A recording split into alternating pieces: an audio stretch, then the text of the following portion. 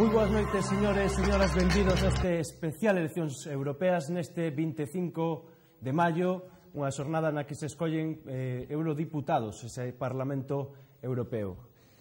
Aquí en Hermandade TV e dester máis de 3 horas de directo, imos a dar os datos actualizados. A estas horas apenas temos os índices de participación, conforme se vayan actualizando os iredes tendo. Imos conectar coas sedes do PSDG, do Bloque Nacionalista Galego, de AGE e de Compromiso por Galicia. Imos falar cos seus protagonistas e tamén cos directores dos principais diarios digitais en galego, co director de Sermos Galiza, Mexuto, co director de Galicia Confidencial, Xurxo Salgado, e co director de Praza Pública, David Lombao. Agardemos que queirades con nós, que vos guste todo o traballo e todo o programa que imos facer. A verdade é que estuvemos traballando arreo, é un reto enorme para nós, moitas das cousas que vamos facer hoxe por vez primeira, así que agardemos que se xa do vosso interese. Copresentando comigo vai estar hoxe Betty Vázquez, que vai a dar o avance de datos. Boas noites, Betty. Ola, boa noite, Aure. Pois, como ben dís, aquí estamos neste serán do 25 de maio en que estaban chamadas a participar nas eleccións europeas 2.700.000 galegas. A participación no país caeu un 2%. Por tanto, as eleccións ficaron marcadas por unha alta abstención. En Ourense, a participación baixou un 5%. En Lugo, máis ou menos, tamén un 5%, mentres que en Pontevedra e na Coruña a participación mantense. Estes datos contrastan co acontecido en Euskal Herria e en Cataluña. En Euskal Herria a participación subiu un 1,5%, mentres que en Cataluña aumentou un 8%. De momento son os datos que temos, seguiremos avanzando a medida que os vayamos coñecendo. Pois moitas gracias, Betty. Vou pasar a presentar esta primeira mesa con líderes políticos. Están hoxe na mesa Ana Pontón, do Bloque Nacionalista Galego. Hola, que tal? Moi boa noite, Ana. Moi boa noite. Tamén está con nós Antón Sánchez, Alternativa Galega. Moi boa noite. Boa noite. Na mesa, Rafa Cuiña, de Compromiso por Galicia. Moi boa noite, Rafa. Boa noite. E para completar, Aitor Bouza, secretario xeral das Xuventudes Socialistas Moi boa noite. de Galicia. Moi boa noite. Ana, unha primeira valoración da campaña, ainda non temos datos, pero un pouco a tua valoración da campaña moi breve. Bueno, eu creo que na campaña o primeiro que teño que agradecer é o traballo que fixo a militancia do BNG, que foi a que posibilitou que tuveramos unha campaña electoral a pé de rúa, rompendo, non, pois con toda esa guerra suxa que vimos e mesmo pois con esas anomalías democráticas que fan pois que o BNG pois era dos informativos, non, e que se nos borrara como se non existíramos, e vimos unha campaña na que os grandes partidos, Partido Popular e Partido Socialista, pois estiveron moito interesados en que non se falara nin de Europa nin dos problemas deste país, non? E, bueno, creo que nos fixemos pois un intento en serio por levar a alternativa que desde Galiza podemos representar a esta Unión Europea. Mas, bueno, agora o que estamos é agardando o que os cidadáns que optaron por ir a votar o fixeron, non? Vemos que hai unha abstención moi importante. Bueno, pues creo que eso tamén é algo que nos debe levar a pensar porque non somos capaces pois de mover a todos esos galegas e galegos que están, eu creo que claramente defraudados por este sistema. Antón, unha valoración do que foi a campaña. Bueno, pois eu coincido en que houve un interés moi grande en silenciar todo o posible a campaña electoral das europeas. Creo que evidentemente os grandes partidos e os medios mayoritarios pensaban que era a mellor maneira de salvagardar unhos resultados mínimamente dignos, reducindo a movilización, e o traballo en campaña é intentar, pois evidentemente, darlle a volta a isto. Parece ser que os datos baixa a participación, pero eu creo que menos do previsible, incluso con respecto ás anteriores, e é un esforzo pois día a día de tratar de vencer esta intención, non, dos medios mayoritarios. Bueno, pois vamos a facer a primeira conexión con Sara Torreiro, que ven de estar nesa primeira comparecencia, nesa primeira valoración na sede do Bloque Nacionalista Galego. Imos conectar con ela a ver se todo vai ben nesta primeira conexión.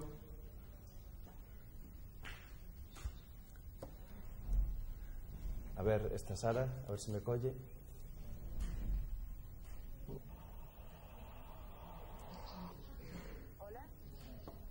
Bueno, vamos a seguir. A ver, Rafa, unha primeira valoración da campaña. Moi semellante a dos meus compañeiros de mesa.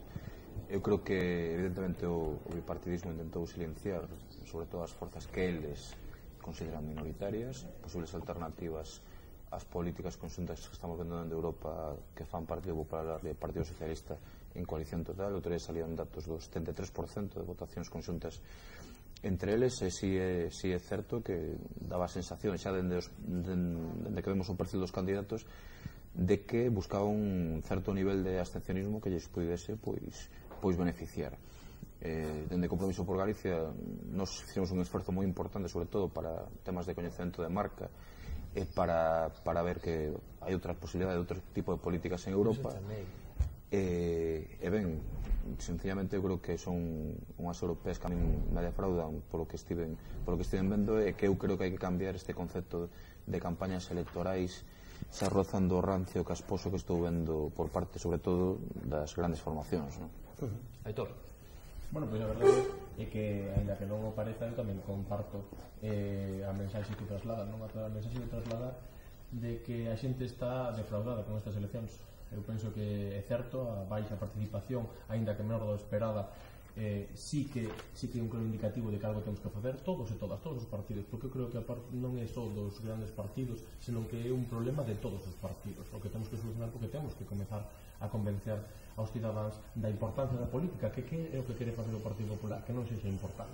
Respecto á campaña, non, en sí, eu penso que no PSDG pois fixemos unha campaña moi implicada na rúa aquí en Galicia, que estivemos traballando arreo para intentar facer chegar a xente que outra Europa é posible, outras políticas son posibles, non? A parte, sen esquecer a ninguén, sen tentar tampouco confrontar con ninguén da esquerda, senón que intentamos levar a cabo as nosas propostas sen esquecer o resto de partidos, porque nós aparte comprendemos que gracias á democracia hoxe temos todos estes partidos que se presentan ás eleccións, non por eso temos que tampouco criticar os partidos que poden ser maioritarios, pero non tampouco é algo malo, senón que simplemente que teñen máis respaldo, pero seguimos traballando todos arreo para que a política se volva a ser dignificada tamén por parte dos cidadáns, e que sigamos achegando entre todos e todas novas propostas para cambiar estas políticas de austeridade ou de austericidio que está intentando levar o Partido Popular en Europa, non?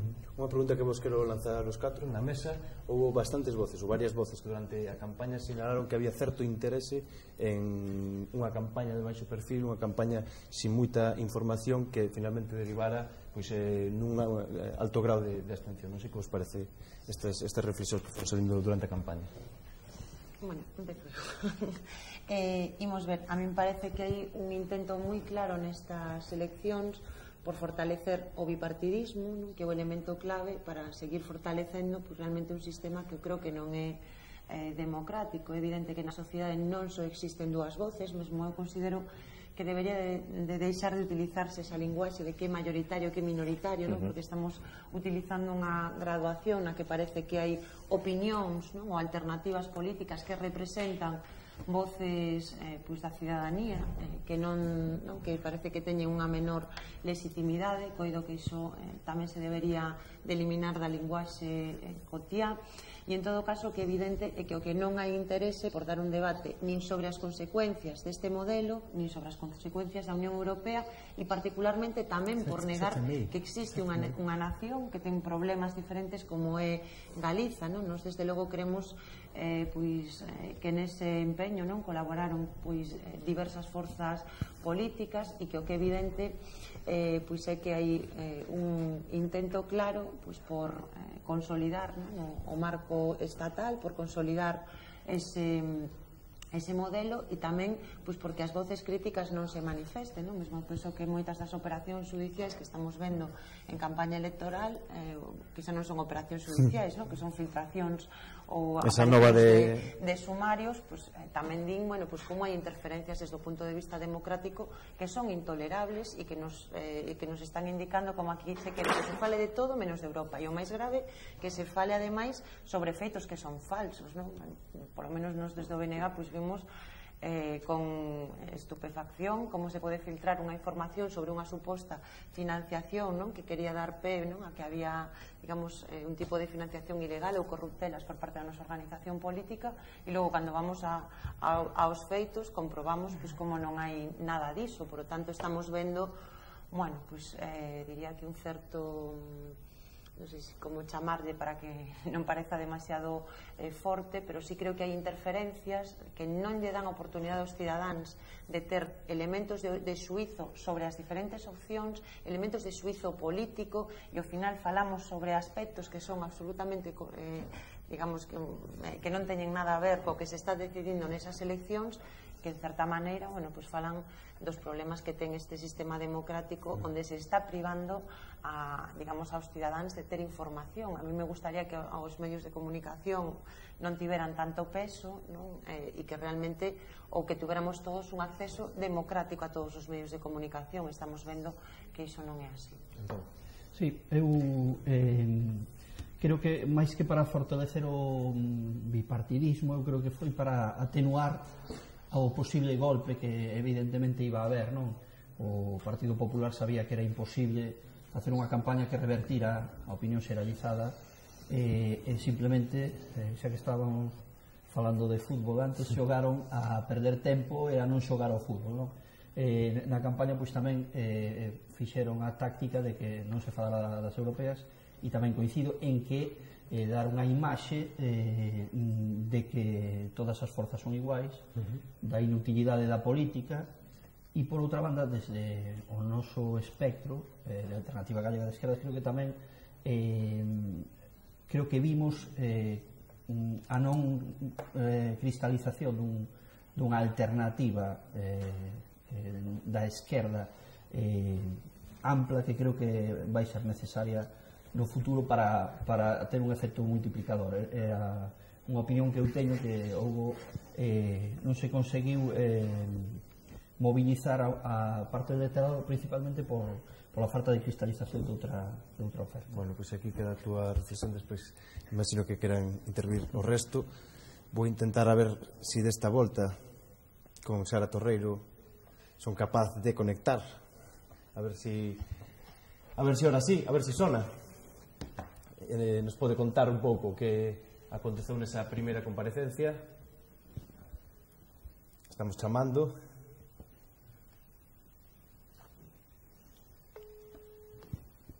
A ver, este é un momento un pouco televisivo, pero bueno, tamén o fai galloso no lugar, Sí, estábamos acordando disso. Hola, Sara.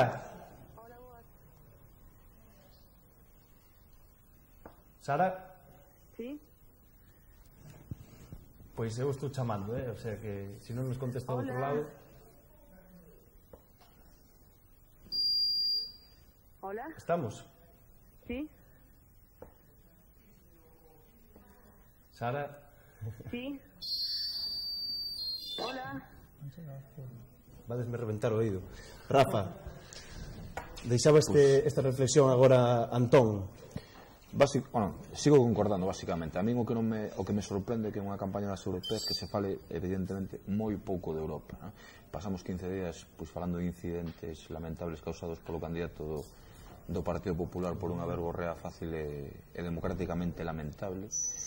Evidentemente o que nos dedicamos é a expor cales son as políticas alternativas que queren as diferentes formacións, que probablemente sexan moi semellantes cos seus matices e as súas aristas do que están propoñendo os grandes partidos, non? Porque eu insisto sempre, levo toda a campaña insistindo no mesmo, que tanto o Partido Popular como o Partido Socialista gobernan en coalición en Europa. Estamos vendo que o candidato dos socialdemócratas a presidir a Unión Europea está gobernando en coalición en Alemania con Angela Merkel, non? O sea, non estou inventando nada. E canto que decides, que isto non o tomedes como un pequeno tirón de orellas, ni moitísimo menos, pero canto que decides a influencia dos grandes medios de comunicación, os importantes, a mí o que me resulta curioso é que tan pronto eses medios de comunicación chama, parece que moitos saen correndo ao seu encontro, non? Eu creo que ao mellor, pode ser un pouco ixote neste plantexamento, chegou o momento de poñer as cousas ben claras a eses medios dos que nos levamos queixando toda a vida, pero que corremos xunto a eles cada vez que nos chaman, non? Empezando por min, digo tamén. Aitor, aí te deixaba Rafa. Non, digo, eu incluyo-me en eso, non? Esa coalición PSOE-PP en Europa. Sí, non hai problema. Estou acostumado xa ao sodes o mesmo. Non, se dixen algo que non é certo, Aitor, tamén, bueno, gustaríame tamén, e hilar justamente iso porque decía Antón, non? De que o Partido Popular intenta dicir que todos somos iguais, pero non é certo, tampouco caíamos nós niso. É dicir, sabemos perfectamente que non somos todos iguais. Pero votades conjuntamente en Europa, sí ou non? Esa é a miña pregunta. Bueno, o resto igual que o resto de forzas, pero tamén o 75%... Non é certo. Igual que o 75% dos votos os temos cos partidos verdes de Europa. Ese dato non o queremos sacar, pero é certo, esas son as cifras reais. E aparte, gustaríame matizar unha cousa, é dicir, mayoritario e minoritario non é algo despectivo, senón que é algo real. Estamos falando de número de votos, non estou desprestixiando. Eu escoitei ao señor Pepe Blanco, se me permites, señor Pepe Blanco dicir que votar os partidos minoritarios literalmente era perder o voto. Eso sobre a primeira semana de campaña. Entón, ese argumento que exactamente. O que pasa é que non, sí, porque aparte eu falei eu con el despois. O que dixo Pepe Blanco foi que o Partido Socialista ten unha familia en Europa que lle vai a permitir cambiar o rumbo que ten agora actualmente Europa. Iso para nós é importante. Importante por qué? Porque para cambiar as políticas que está a levar a cabo a dereita europea actualmente, coa que gobernades en coalición. Non gobernamos en coalición, non nos equivoquemos. Non intentemos tergiversar, e aparte deixame acabar o meu argumento, se me permites. Gracias. Por iso é importante tamén coñecer Europa. Eu penso que ti coñeces perfectamente Europa e por lo tanto sabes como se traballa en Europa. As políticas que se levan a cabo de austericidio por parte da dereita europea non son as que están pactadas no Parlamento, porque agora o Parlamento vai a cambiar as súas funcións e tamén vai a elegir un presidente que, por certo, non goberna en Alemania con Merkel, goberna o SPD, non goberna Martin Schulz, que aparte non está a favor desa coalición, por certo, pero ainda así o que se vai a facer en Alemania non ten nada que ver co proceso das europeas, vale? E aparte, matizo xa para que quede claro, en España nunca se vai a dar ese proceso, e aparte, unha cousa máis, co modelo fallido da Unión Europea, eu tamén concordo que é un modelo fallido, un modelo de que temos que cambiar e apostar por aquela Europa na que comezábamos, a Europa da solidaridade, da igualdade. Esa nunca existiu. Sí, para min existiu ao comezo cando os socialistas gobernaban en Europa, cando estaba Jacques Delors, cando comezaba a integración dos povos e que cando comenzaba que non houvese partidos. Mira, a primeira e a segunda. Eu con respecto a isto, eu nunca dixen que foran o mesmo, sobre todo a base social do Partido Socialista a mí me consta que é unha base social que se considera de esquerda, e eu a Aitor eu reto a que evidentemente que cambien as políticas das cúpulas do Partido Socialista, porque hai unha liña que vermella que separa, que é a priorización do pago da débeda sobre todo, e aí obxectivamente o Partido Socialista e o Partido Popular coinciden e nas grandes liñas das políticas económicas tamén. Entón, aí hai un reto, porque sin cuestionar eso, sin traspasar ninguna liña, pasa o que pasa en Francia, que a socialdemocracia promete, dá esperanza, pero non se atreve a romper coa priorización da débeda. Entón, eso é o obxectivo. Cando estamos dicindo que son iguais nas grandes políticas, coinciden. E aquí no Estado español, evidentemente, o artigo 135 da Constitución foi reformado polo Partido Popular e o Partido Socialista. Evidentemente, non simplificamos tanto hasta para decir que son o mesmo, non? Pero sí que é certo que cando falamos de Europa, falamos da débeda, sí que son o mesmo, non? Ana Pontón. No, a ver, pareceme que hai unha cuestión que é unha cuestión de fondo, non? Aquí intenta o Partido Socialista decir que o problema de Europa é que neste momento goberna a dereita, entón non cuestionamos o modelo. Para nós hai que cuestionar o modelo de Unión Europea, non? Que realmente é a consolidación dunha ideoloxía neoliberal e dunha estrutura absolutamente antidemocrática, non? De feito, o Parlamento Europeo que vai a escollerse é un Parlamento con unhas competencias absolutamente ridículos. Quen gobernan son realmente os gobernos dos Estados, que representan minorías. Entón, ese é o modelo, e ese modelo é o que defendeu o Partido Socialista, pero, vamos, que foi o gran impulsor de todo ese proceso de integración europea, que, ademais, para unha nación como Galiza ten consecuencias letais, porque hoxe en día a Unión Europea non é un problema do que voten os cidadáns, é un problema de que deciden algún goberno, en concreto, non? O goberno alemán ten unha capacidade de presión absolutamente clara, determinante, pero non é só un problema dese tipo, de estruturas antidemocráticas, non? E que, ademais, a propia Unión Europea Non é unha estrutura democrática e é unha estrutura que para Galiza tivo un coste absolutamente enorme a nivel de destrucción de emprego, a nivel de eliminación de capacidade productiva. Temos uns asteleiros que teñen un veto que é un feito absolutamente único no mundo, non? Defendese o libre mercado, pero os asteleiros galegos teñen prohibido poder construir, poder competir. É dicir, que aquí non é un problema nin da dereita nin da esquerda europea, que eu creo que nas fases no que se nos presenta como fórmulas mayoritarias, para min, eu digo así, con respeto, na política que aplican e no modelo económico que defenden é basicamente o mesmo. Estuveron de acordo nas principais directivas e nos principais elementos que foron construindo esta Unión Europea, como por exemplo pois o último tratado constitucional e todo o proceso de integración europea non apoiaba o Partido Socialista e o Partido Popular. O teito de gasto aprobado en 48 horas para reformar a Constitución. É un problema de modelo. Entón, bueno, pero iso ten que ver moito con Europa, non ten nada que ver con Europa. Entón, polo goberno conservador de Europa. Non nos confundamos. Cando o Partido Socialista estivo gobernando nos últimos tempos, o sea, foi copartícipe das decisións que se tomaron de recorte de dereitos, de recorte de liberdades, é dicir, que un pode agora facer un discurso electoral, pero realmente cal é o modelo económico que defende o Partido Socialista? Estamos lo vendo. Aos feitos me remito. Se me permites, aqueles feitos, o goberno de Zapatero primeiro. É un dato, o sea, non inventamos ningún... E o de Felipe González. Acabo de decir o primeiro.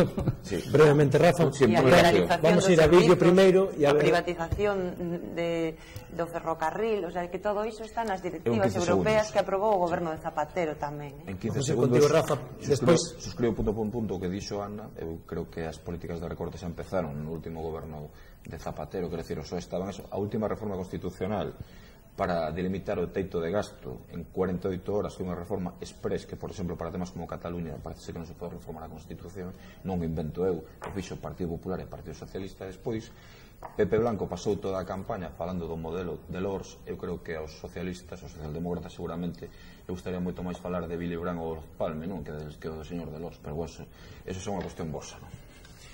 Bueno, pois imos ver unha das pezas que estuvemos preparando durante esta semana para este programa, con diferentes opinións sobre o que representa a Unión Europea, sobre as posibilidades de transformación dentro das súas institucións, as posibilidades dos partidos, e a ver se aproveitamos tamén para arranxar este tema das conexións telefónicas.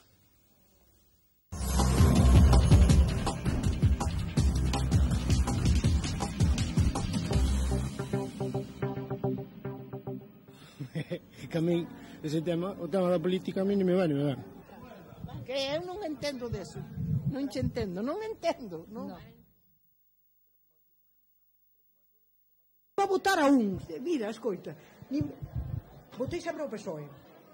Votei ao PP, un delincuente daqui. Que se olvidou de como é, de declarar casi 500.000 euros. O conde roba. Si, o meu cago. Despois, agora... iba a votar a Izquierda Unida. E adivinha que fixo a Izquierda Unida? Mira, en Extremadura uneuse co PP, pero como Izquierda Unida sai co PP, o pessoal que lle va a dir, ele non quere. Non me convence ninguna porque nunca fan o que din. Non sei, que me dá exactamente igual un partido ou outro, todos vin. Vou a ir votar. Proposta de partido político, de grupo político, de momento ninguna. Non hai ninguna que me convenza. Pensado sí, pero non sei para que, melhor para o juego verá que votar, senón o tema de que supostamente, non? Que se non votas que che saca moitas cosas do censo e historias deles, tío. Pero bueno. Eu penso que sí. Pensaba que non, pero ahora desde esta última semana vou a votar. É iso, xa non me gustaban cousas que vía e agora o que din por último, menos. Entonces vou a votar para que non gane o PP. A mí non me gustan as ideas que ten o PP e sobre todo sobre a muller. É o que o último caso desta semana xa foi o remate, porque se iso en campaña, fora de campaña, será peor. Pois pase o que pase, sexa cal sexa o resultado despois do 25, o que teño claro é que a vida de todos vai a ser un pouco máis complicada, posto que posto que o que vai a vir son máis imposicións dentro da Unión Europea, eso está claro. Para nada, pero como van cambiar se son sempre os mismos? Que vai cambiar? Quen goberna en España? A Merkel, os banqueros e os grandes empresarios. E quen goberna máis? Os outros son a roubar, todos, non fan nada. Gobernan algo, para o pueblo. Eu non vexo nada que repercuta sobre o pueblo. Se o vedes vos, decidemo. Podría o debería, pero no creo que hoy en día cambien las cosas, pero creo que sí que debería de ser así. Yo creo que no. No. Si cambia, cambiará de aquí a mucho tiempo. Y cambiará muy poco a poco. Esperemos que cambie pronto, pero no, le va a costar. Hasta que la sociedad civil, es decir, el votante en este caso, tomemos conciencia clara y sigamos siendo más obedientes que inteligentes, pienso que no vamos a ser capaces de solucionar mucho. Non, a corto prazo non. Con certeza, vamos. Intentaré, ¿no? Pero creo que no. Creo que no. A largo plazo pode que sí, a corto plazo non vamos a tratar. Como non vai para pior xa non ten por onde ir. Non creo. Non creo. Aí nese tema non creo. Pois non sei. A política influyenos en todo. Cambiará, ao mellor en cousas, pero non vamos a ver un cambio radical dun día para outro. Pero, bueno, a larga política influyenos en todo.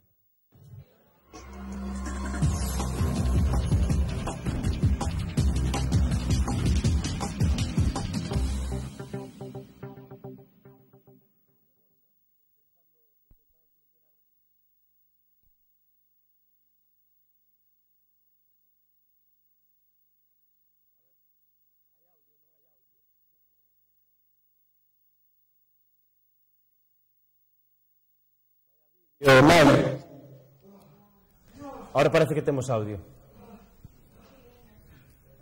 Bueno, pois ahora sí. Bueno, disculpad estas cuestións técnicas. Así é o directo. A ver se estes problemas vamos arranxando ao longo da noite. Rafa, deixabas ti aí na última intervención. Penso que Aitor quería contestar. Bueno, respecto á reforma constitucional, non, porque eu penso que sempre estamos a falar do mesmo, porque agora se di que ninguén fala de Europa, pero estamos volvendo ao de sempre. A reforma constitución, que o Partido Socialista e o Partido Popular son o mesmo, pero, bueno, é que ás veces se esquecen no discurso de falar dos temas fundamentais, non? Que no peor momento da crise se defendeu a educación pública, a sanidade pública, eses valores reais. Que despois se intenta tergiversar, non, é que levan a cabo as mesmas políticas. Non, temos políticas completamente opostas. Non vale de nada intentar levar esa mensaxe. A parte, nós intentamos facer un cambio.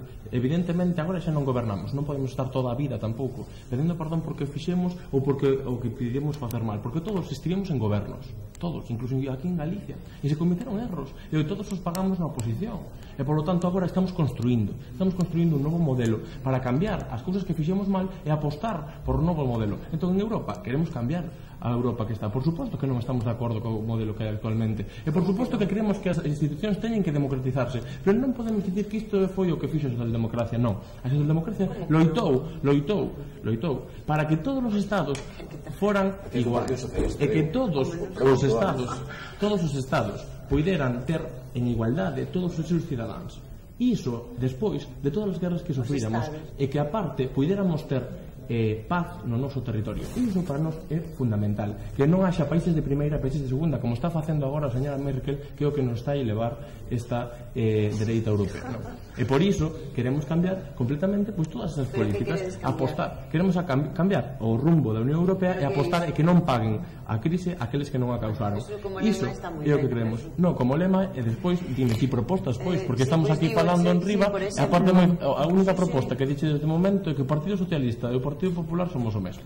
Por lo tanto, está moi ben. Como panfleto electoral e tamén, como decir, como hashtag para o Twitter, está moi ben. No, pero aparte diso, eu creo que propostas non teño ningún problema en debatilas, pero as propostas non tampouco falar do pasado, senón das propostas que vamos a levar a cabo. A ver, eu que quero decir é que Aitor pode ter todo o ímpetu e creo que está moi ben en defender as cousas, pero cando un forma parte dun partido como é o Partido Socialista Español, non, que creo que apoiou todos os tratados, non, e todo o proceso de integración europea tal e como é, bueno, pois ahora decir que claro, mirar para atrás é un error, non? Un terá que decir o que fixo o Partido Socialista até agora estivo mal. A mí pareceme ben, porque non sempre criticamos este modelo de integración europea. Por exemplo, estamos de acordo en que non ten sentido que exista un Banco Central Europeo que o dirixen os lobbies, que está fora absolutamente de ningún tipo de control democrático e que está ao servizo da banca. Creo que o Partido Socialista defendeu ese modelo. O BNG non o defendeu nunca e criticouno. E dixemos que iba a supoñer cousas como as que están pasando agora, non? Que é unha política económica ao servizo da banca, ao servizo dos grandes estados e que desposúe de un elemento democrático fundamental que é o control sobre a economía. O Partido Socialista estivo de acordo na liberalización e na privatización de servizos públicos. Porque o estivo e porque o fixo hai 2 días. Entón non estamos dicindo que ahora non podemos criticar o que se fixo no pasado. Claro, porque esa é a política real e a política que se amparou en Europa, que defendeu o Partido Socialista en Europa e que defendeu no Estado español. Entón falamos de feitos concretos e eu creo que un pode decir non, vamos a cambiar, pero para cambiar primeiro terá que demostrar que hai unha base real para cambiar e non decirnos que o que pasou non pasou, porque entón seguimos instalados na mentira e seguimos continuamente dicíndolle cousas a xente que son falsas e eu creo que a mentira é unha das cousas máis importantes a erradicar, porque me parece que é letal que unha sociedade non teña dereito a información. Pareceme moi revelador tamén que se siga falando dos estados. Claro, nos decimos, unha organización que se di democrática pode negarlle ás nacións que existen o dereito a poder existir ou a constituirse en estado. O Partido Socialista négallo a Cataluña. A Unión Europea dice, ademais, que si unha nación se autodetermina, se lle expulsa, porque iso é o que lle están dicindo a Cataluña. Iso é democracia, iso é defender unhas estruturas que realmente representen algo real desde un punto de vista democrático. Acabas de abrir un melón, Ana, que penso que esta noite vai ser importante a vista deses resultados de participación unha participación de máis de 8%.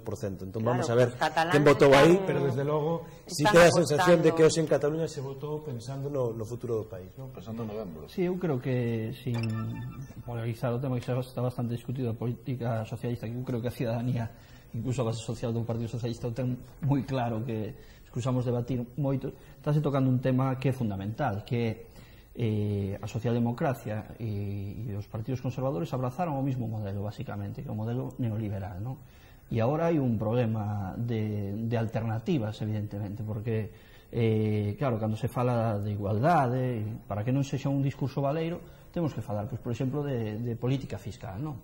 E ininterrumpidamente, con gobernos socialistas ou populares, as desigualdades neste país medraron, e medraron porque se lle sigue reducindo os impostos aos de arriba e se lle siguen aumentando os de abaixo. Eso xa é unha cuestión que non variou entre as políticas socialistas e populares. O imposto sobre o patrimonio foi retirado por gobernos socialistas. Eso é unha cuestión obxectiva, non? E iso, evidentemente, sin abrir ese melón, como decía Aurelio, pois tampouco é posible. Si pactaron a reforma do artigo 135 da Constitución, o artigo 135, de priorizar a débeda e do teito de gasto, de onde se vai a sacar para facer esas políticas sociais que pregonades en campaña electoral? De onde se vai a sacar? É imposible. Despois pasa, evidentemente, se non se rompe con eso, un partido progresista que dá esperanza, que promete, cando chega ao goberno ao final defrauda e provoca frustración, porque é imposible, hai que recortar ao final. Vamos, despois dou a palabra a Aitor, que se está polarizando agora o debate un pouco co PSDG. Eu sei porque non hai nadie do PP, senón... Claro. Como sempre que non ven o PP. Porque co PP é moi difícil. Unha vez un responsable do PP díxome que, claro, que como están no goberno, pois que vir estes debates tampouco... Ves como non somos o mesmo? Bueno, vamos a intentar agora a ver se somos capaces de falar con Sara Torreiro. Hola, vos. Hola, Sara. Hola, vos. Que tal? Ben, moi ben. Bueno, onde estás agora mismo? Pois agora mesmo estou aquí en Praza de Galicia, estamos aquí co programa electoral de Praza Pública, pero estamos tendo uns problemiñas técnicos, entón aproveito así o oco para contarvos o que pasou na sede do BNG. Que primeira valoración faz? Cal foi a primeira valoración que fixo o Bloque Nacionalista Galego na sede? Pois quen compareceu foi o secretario de organización, Vítor Lobeira. As súas primeiras palabras, a falta de confirmar máis resultados, o que quixo salientar foron unhas palabras de agradecemento e recoñecemento pola entrega da militancia e tamén dos simpatizantes ao longo de toda a campaña, e tamén no día de hoxe os interventores e os apoderados. Afirmou que estaba moi agradecido sobre todo polo contexto duro que estaba a pasar o Bloque Nacionalista Galego.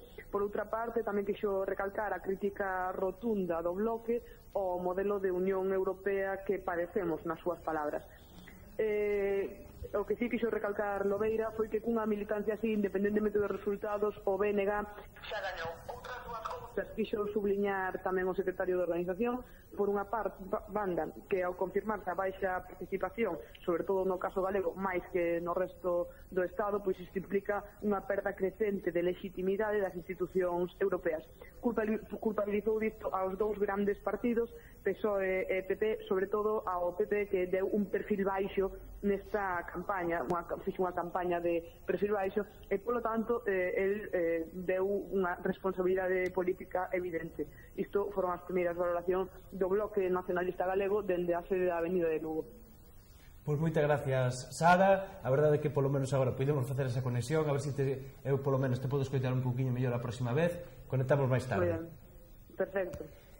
Comentaba Sara que destacaba o secretario de organización do Bloque Nacionalista Galego que esta baixa participación en Galiza é unha mostra unha perda de legitimidade debido a estas eleccións, teñen unha menor legitimidade debido a esa baixada de participación, e despois tamén destacou que tanto o PSOE como o PP apostaron por unha campaña de perfil baixo, un pouco afondando nesa idea que moita xente viña analizando nestes días. Heitor.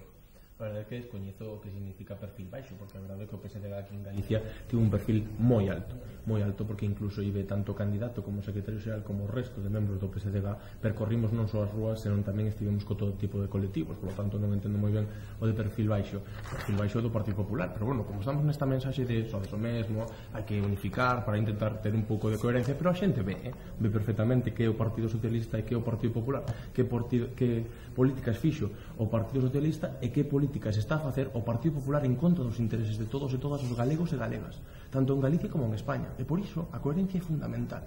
Ás veces, por suposto, cometemos erros todos, por iso non quero incidir xa no mesmo. Eu recoñezo que todos cometemos erros, pero aquel que non fai nada é que o que non comete erros. Por iso, eu estou orgulloso do goberno socialista e tamén todos os erros que cometimos estamos propoñendo novas cousas. O imposto de patrimonio, por suposto, retiramos, pero estamos propoñendo agora que na Unión Europea se cree un imposto ás grandes fortunas. Tamén o propuxemos nas eleccións europeas aquí, nas eleccións autonómicas.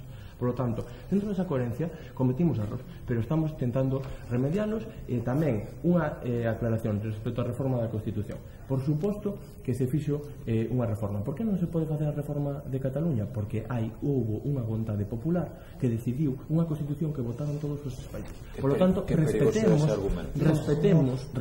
as votacións democráticas. Non somos todos tan democráticos, pois por lo tanto respetemos a vontade da cidadanía do povo, dese povo que tamén votou esa Constitución.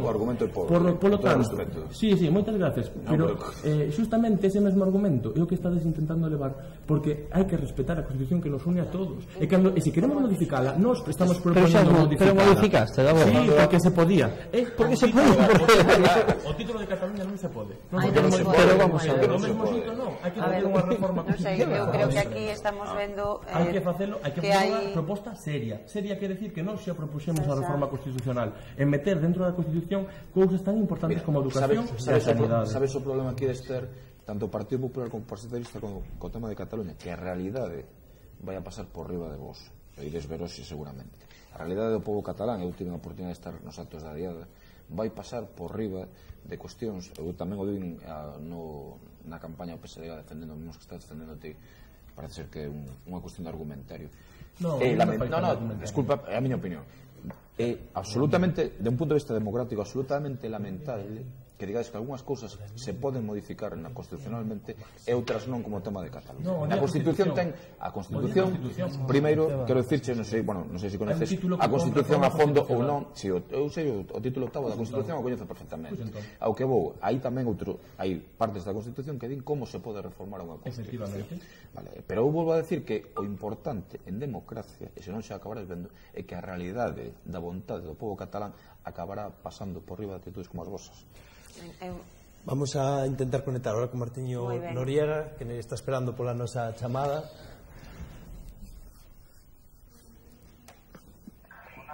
Boas noites, Martiño. Que primeira valoración facedes a estas horas da noite? Empezamos a que fixamos aí exactamente eso, 10-15 minutos, e é pois o noso pesar pola baixa participación. Ás 6 da tarde era unha participación no país, en Galiza, de 1 punto con 24 menos que no anterior proceso europeo, e ao nos entender, bueno, pois eso demostra pois un primer triunfo, por decirlo de alguma maneira, nunha primeira volta da noite do bipartidismo e do sistema, que viven moito máis acomodados con esta baixa participación e que tiveron un interese tanto mediático como social de enfriar a campaña e de non falar das cousas que verdadeiramente pois estaban a agredir a cidadanía e a importancia que ten Europa nas nosas vidas na toma de decisións. Bueno, curiosamente, o que acabas de comentar era un pouco que salía nesta mesa, tamén na conexión con Sara Torreiro coa sede do bloque, tamén era o que se destacaba ali, esta baixa participación e tamén un pouco esa campaña do bipartidismo. Martiño, que se xoga AGE esta noite? Bueno, eu penso que AGE estáse a testar como proceso de coalición, como proceso transfronteirizo e como proceso que costou moito manter no tempo e no espazo depois do éxito o proceso das autonómicas. Pero máis alá do éxito ou fracaso de AGE durante a noite e os resultados e o de consolidar ou non unha coalición que ten que ser ampliable e ten que facer maior concentración parcelaria das enerxías, tamén está o contexto, non? E o propio resultado que poida haber, por eso falábamos hoxe dunha segunda volta, que será cando teamos os resultados e poidamos testar os resultados do propio bipartidismo e de que maneira, a pesar de que triunfaron en estimular a baixa participación, poden fracasar logo cos resultados e poden sufrir un desgaste que poña en cuestión pois este proceso constituinte que se está a vivir no Estado e este deterioro acelerado dun bipartidismo que se está a facer pedazos. Durante algúns meses, algunhas enquisas viñen dicindo que AGE podía facerlle o sorpaso ao PSDG. É posible verlo esta noite ou se cadra é unha cousa para máis adiante? Bueno, a min constame polos datos que manexamos de que nun proceso na nosa nación, no noso país, un proceso das chamadas autonómicas, esa sería unha posibilidade factible, non? Pero que en outros procesos xa de ámbito estatal, como poden ser europeas ou xerais, eso sería unha sorpresa, non? Entón, bueno, agardemos a ver como evoluciona a noite. Non é certo que durante a campaña na caravana central, nos 15 actos que se fixeron, quedamos moi sorprendidos da resposta da cidadanía.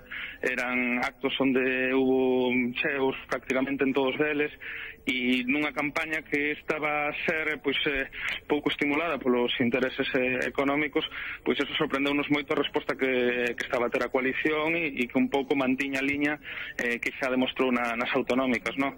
Entón, bueno, de todas maneiras, eu penso que compre agardar a noite longa e compre ter os resultados xa máis adiante e poder facer xa máis valoracións no concreto.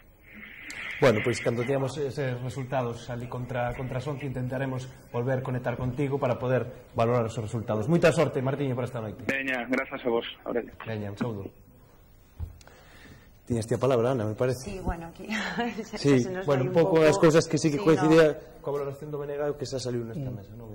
Sí, bueno, si volvemos por a valoración, non? Eu creo que é evidente que hai feitos que son incontestables, non? Como pois o que debe de preocupar e que nunhas eleccións haxa pois unha inmensa maioría que non se manifeste, non? Creo que esas son lecturas que todas as forzas políticas temos que facer e sobre todo porque creo que detrás de, ou a miña opinión, non? Cada un habrá motivacións moi variadas, mas sí, estou convencida de que unha parte moi importante desas persoas o que están é desencantadas co que está pasando, non? E nese desencanto, pois, eu creo que tamén hai unha crítica, non, ao que facemos ou a como somos capaces de artellar unha alternativa que polo menos ao Bloque Nacionalista Galego lle preocupa, non? E isto enlazo con unha cuestión, non, que tiña a ver co debate que se producía nesta mesa, que se nos diga que hai unha Constitución que impide dereitos democráticos. A quen teña principios e principios democráticos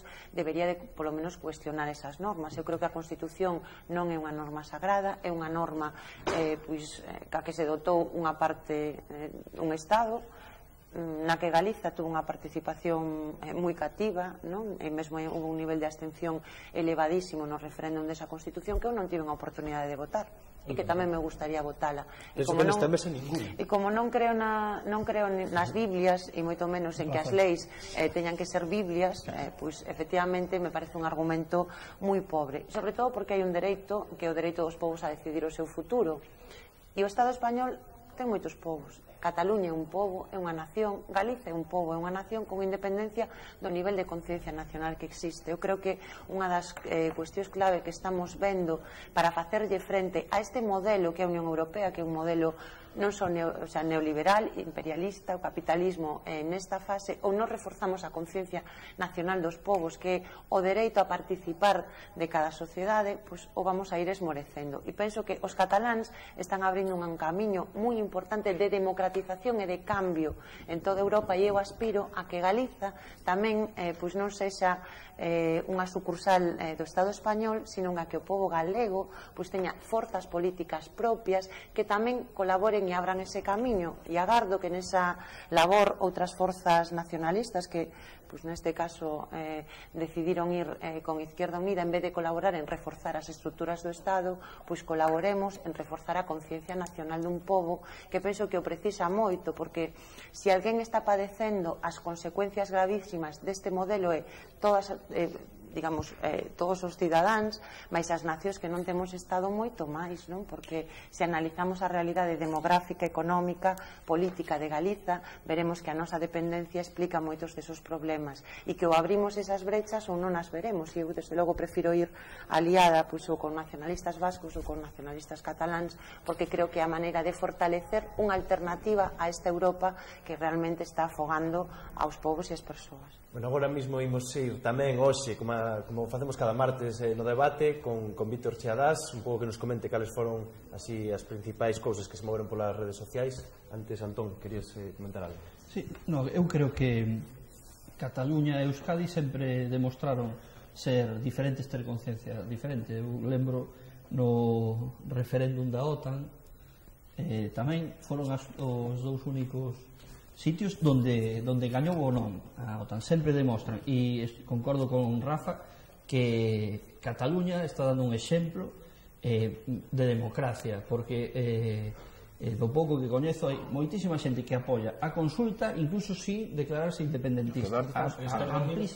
A amplísima maioría 80% do Parlamento catalán, 80% do Parlamento catalán. Entón, evidentemente a democracia non se fai en base ao inmobilismo, sino que eu creo que o empuxe de Cataluña vai ser imparable, e aí está quedando retratado evidentemente o espírito democrático de cada quen, non? Evidentemente, pois non é a mesma actitude de Madrid que de Londres con respecto a Escocia, ou que en Canadá, onde todo o mundo considera normal que se fagan as consultas necesarias para que se exprese democráticamente un pobo, e evidentemente aí cada un queda retratadísimo. Bueno, pois imos facer a primeira conexión con Víctor Xadás, a ver que nos conta cales son as principais novidades do día nas redes sociais. Tamén se o cámara enfoca a Víctor, pois poderá salir en cámara. Estaba un pouco aí mirando para a pantalla. A verdade que estou hoxe un pouco complexo, pero sabemos que sodes comprensibles con nos. Moi boas noites, Víctor. Cales son as principais novidades do día? Sobre pois traigo algunhas cousas que se moveron polas redes sociais. Por exemplo, hoxe ás 12 da mañá aproximadamente unha persona dicía que fora a votar a a súa colexio electoral e preguntou ao presidente da mesa que non había papeletas ao partido que querían votar e dixo outro, pois vota outro e dixo ela polo que parece, polo que estive lendo despois era que a caixa non estaba no seu sitio. Despois teño algunha anécdota máis, por exemplo, que saliu xa en mogollón das redes sociais, que era o tema de un señor que lle chamaron un terrorista porque foi ao seu colexio electoral e as papeletas da coalición Bildu non estaban e empezou a discutir co PP, dixe que a súa responsabilidade como español lle obligaba a impedir que os terroristas estivesen en Europa e que era partidaria de que todos os seus votos foran nulos. Tras discutir, pon un montón de papeletas da súa coalición e vota, e cando volve despois de comer descubre que non volve a ver e volve a discutir co señor do PP e dille que o señor do PP dille que é un puto terrorista de mierda, hijo de puta, e empezan a gritarse compulsivamente ata que o señor do PP o agrede e é esposado a persona que quería os votos de Bildu. Madre mía, que historias. Isto onde era, Víctor? Pois foi non recordo exactamente o sitio, pero foi en Euskal Herria, pero que non atopei. E despois tamén había algunhas cousas que tamén se denunciaron na Xunta Electoral, como Bildu, que denunciou que non tiña as súas papeletas en Treviño, señoras do PP que berraban porque non querían que Podemos gañase, cosas así. E estas señoras berraban moito, polo que parece e polo que contaban nas redes sociais. Bueno, alguna cousa máis que destacar así do día? No, do día pouco máis, non se viron moitas máis cousas nas redes sociais, aparte de moitas increpacións da xente do PP e basicamente as papeletas desaparecen de todas partes menos as do PP, que están no seu sitio. Bueno, pois a ver que vai acontecendo tamén nas redes conforme se vayan sabendo un pouco os resultados, tamén a ver como se está valorando esa baixa participación, polo menos no caso galego, e moi alta participación no caso catalán. Aitor. Bueno, a verdade é que antes falábamos... Antes de entrar un pouco, isto que comentaba Víctor, así, todos estes feitos que van acontecendo en algúns colexios. Bueno, a ver, hai sempre anécdotas para todos os gustos, non? O Partido Popular non vai a deixar nunca de sorprendernos coas súas actitudes. Antes de comezar comentábamos unha das anécdotas que o propio Partido Popular non lles deixaba sentar os do Bloque Nacionalista Galego nunha cadeira porque non podían, non tiñan capacidade para poder estar ali sentados co resto, non? Este tipo de actitudes en democracia, por suposto, que non se poden tolerar, non?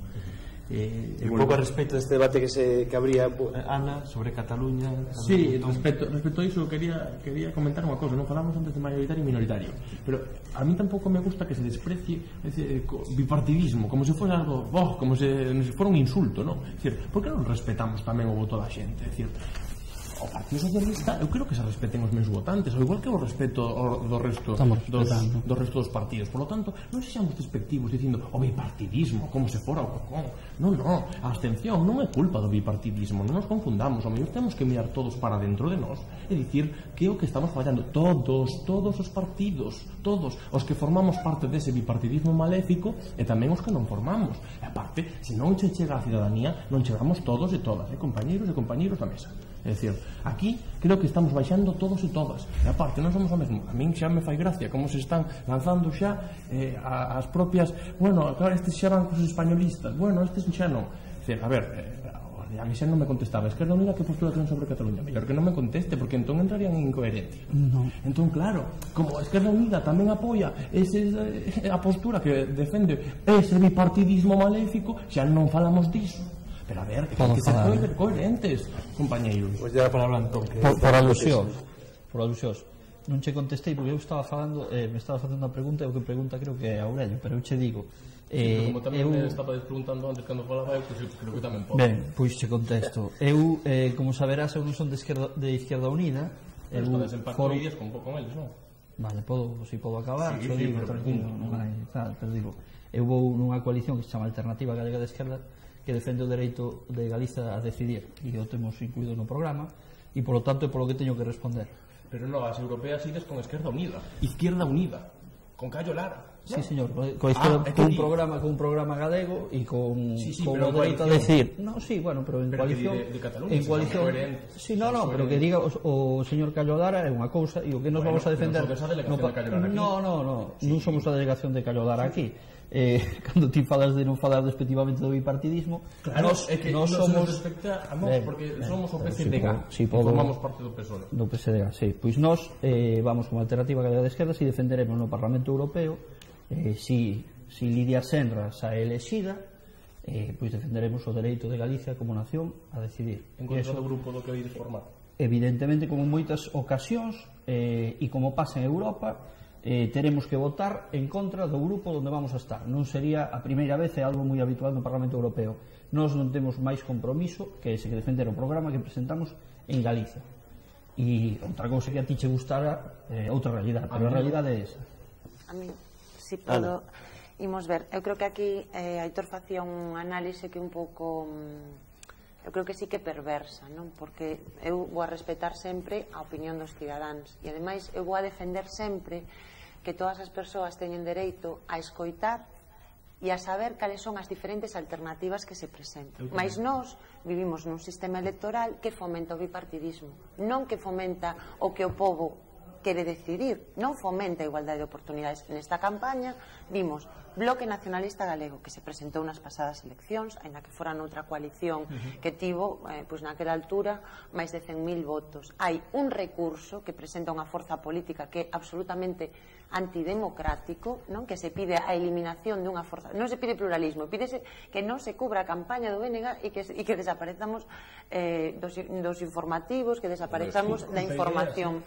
Sí, UPyD, sí, pero hai unha xunta electoral central que en teoría debería de garantir o funcionamento democrático das institucións que lle dá razón, e ata onde eu sei nesa xunta electoral central non deciden os partidos, pero si os representantes que os partidos nomean, e penso que Partido Popular e Partido Socialista teñen unha ampla maioría nesa xunta electoral polos representantes nomeados. Bueno, por favor, si queres escoitar, a neutralidade da xustiza, creo que aquí hai compañeros e compañeras tamén que poderían falar moito sobre iso. Entón, que nun réxime supostamente democrático con digamos subterfuxios legais absolutamente antidemocráticos se acorde que unha forza política é eliminada da información, pois danos a medida de como as diferentes opcións políticas non teñen as mesmas oportunidades e os cidadáns non teñen acceso a escoitar todo o que se está dicindo. Nestas eleccións creo que hai 39 papeletas en todo o Estado, é dicir, a sociedade plural, pero hai un sistema electoral que claramente favorece o bipartidismo e o feito, por exemplo, de que a circunscripción electoral nas eleccións europeas sexa o Estado vai en contra da pluralidade que existe tamén noutros territorios do Estado. É dicir, que o sistema electoral é perverso e fomenta un bipartidismo que non é o que representa a sociedade. De feito, non se analizamos pois estas eleccións europeas, vai haber un Parlamento Europeo ao que lle votou unha minoría e o que vai a ter maioría representa unha minoría. É dicir, que hai moitos matices, por exemplo, que Galicia sexa a circunscripción electoral única, que eliminemos a lei de como pasa en outros países de Europa. Hombre, e sería bastante máis democrático que o voto de todos os galegos teña o mesmo peso con independencia de onde voten. Creo que eso sería moi importante. Non é tan difícil, nun estado tan xacobino como francés, creo que hai hasta 5 circunscripcións electorais. Antes de ir a ver, vamos a ir a vídeo, se vos parece. Vamos ver o vídeo que vamos lanzar co crowdfunding de Irmandade TV. Antes de ir a ver ese vídeo, quero despedir a Antón Sánchez que ten que facer, Seica. Sinto, sí, teño que irme. Moitas grazas por convidarme, encantado de estar con todos vos e con Aitor tamén. Moitas gracias, Antón. Rafa.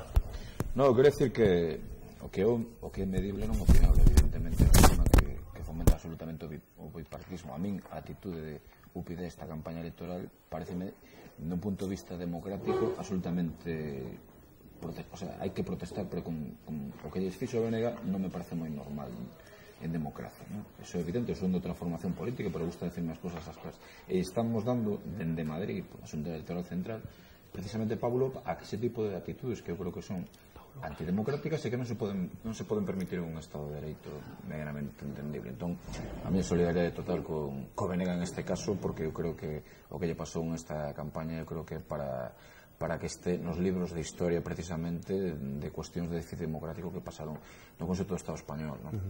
Se me permites unha cousa máis, eu quero decir que a quen se lle están roubando os dereitos non é unha organización política, é que os cidadáns teñen dereito a ter información plural e nos, bueno, xa o sei, agradecemos moito que existan iniciativas como Irmandade TV que abren ocos, ainda que sexa con medios que non compiten en igualdade de condicións e que deberían de recibir maior apoio. De momento. De momento, porque ainda non fixemos un ano e xa fomos avanzando. É, desde logo, moi meritorio. Que quero decir que a quen están roubando é as persoas que van a votar o dereito a ter información plural.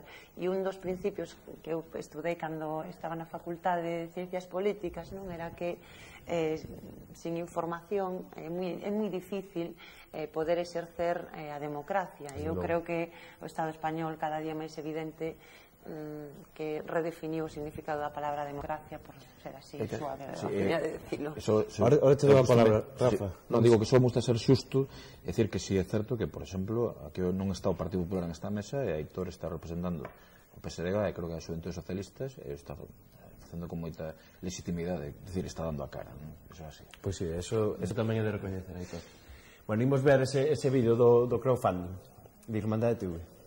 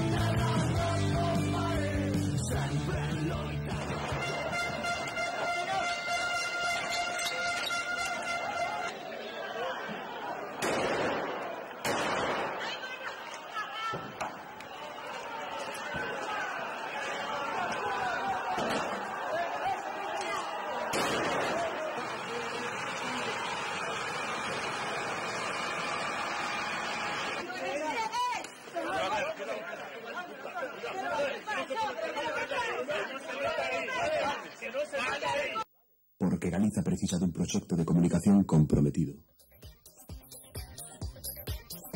Irmandade TV, a túa televisión galega na rede. Benestar. É absolutamente necesario incluir a dimensión do benestar en calquera proposta de futuro. Víctor. Con eu. Víctor, sí. Bueno, pois dese tan simpático remata o crowdfunding de Irmandade TV, ou se de momento sigue en pé ese frontal. Bueno, imos contactar co director de Galicia Confidencial, Suso Salgado, que xa está agardando por nós.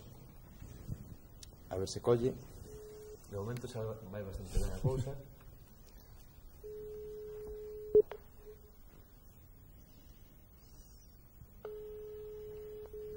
A ver se nos colle o teléfono Xurxo.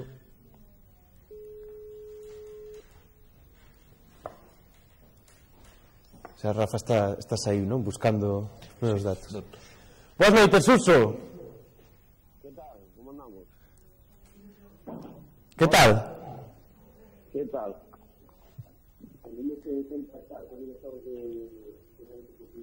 Escoitámoste un pouco mal, vamos a intentar chamarte en 2 minutos, Urso. Bueno, pois algunhas van, outras non van. Rafa, que mirabas así no móvil? No, estaba empezando a ver se había algún tipo de datos a pé de urna e, bueno, pois marca unha tendencia, eu creo que curiosa de momento, pero quero decir, non son datos oficiais e, polo tanto, non sei até que punto vale a pena comentarlos, non? Bueno, a ver se agora Betty en breves pode entrar aquí no plató. Ana. No, mira, son das persoas que penso que as enquisas están ben para encher o televisivo, sí. No?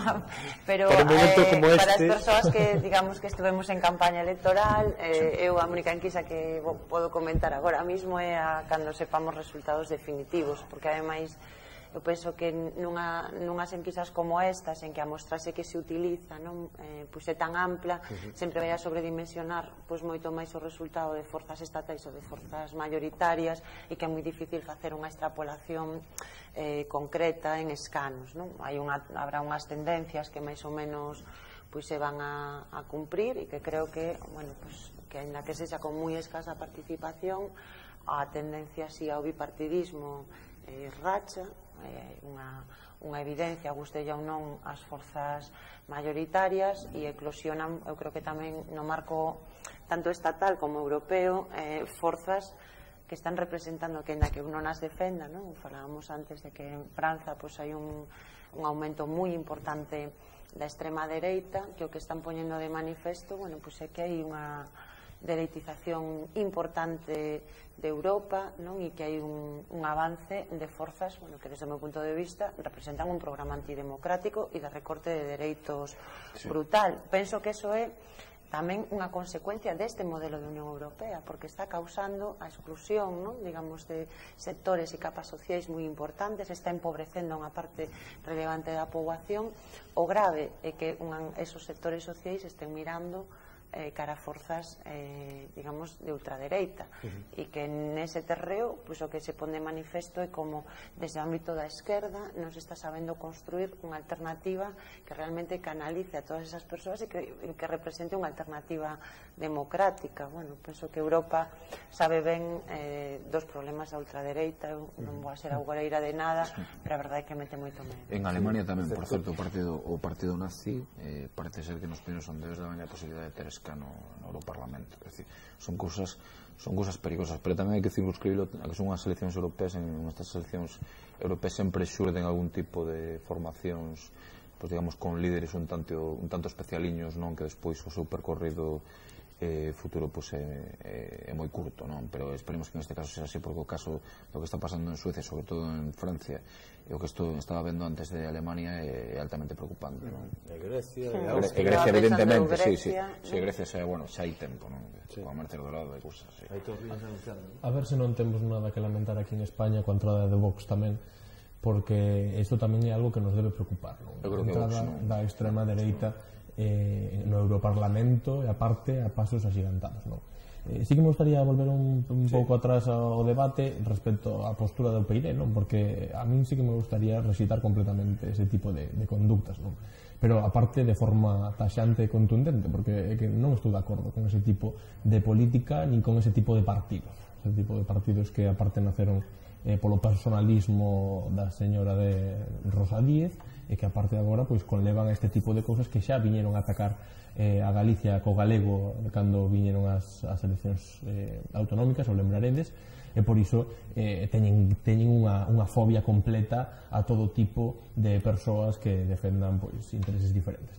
E por iso eu concordo con que ten que haber unha información plural, e que todos os partidos teñen que ter a posibilidade de expoñer as súas ideas. De verdade que o quero que sexa así, que se temos que dar pasos e modificar a lei electoral, pois tenemos que facelo.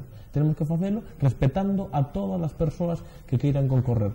Pero tamén temos que ter conta dunha cousa: todos e todas temos a posibilidade de achegarnos a xente. Evidentemente a tele é moi importante, os medios de comunicación tamén o son, e para todos é moi complexo chegar á cidadanía, e por iso ao mellor tamén temos que pescudar novas vías de comunicación coa cidadanía para interconectar con eles e tamén facer máis transparente todas as administracións e que todos os partidos, todas as forzas políticas que queran poidan conectar cos seus propios cidadáns. E tamén me gustaría destacar, non, que ás veces se nos esquece o poder da mocidade pois con esta propia tele, non, con a vosa iniciativa, que a verdade é que os nosos parabéns, porque todo isto é o que ao fiel reflexo da propia mocidade galega, o esforzo que está a facer, e todos os que non teñen que emigrar, pois os que traballan aquí, por iso, de verdade que parabéns. Moitas gracias, aquí estamos esforzando, dando menos.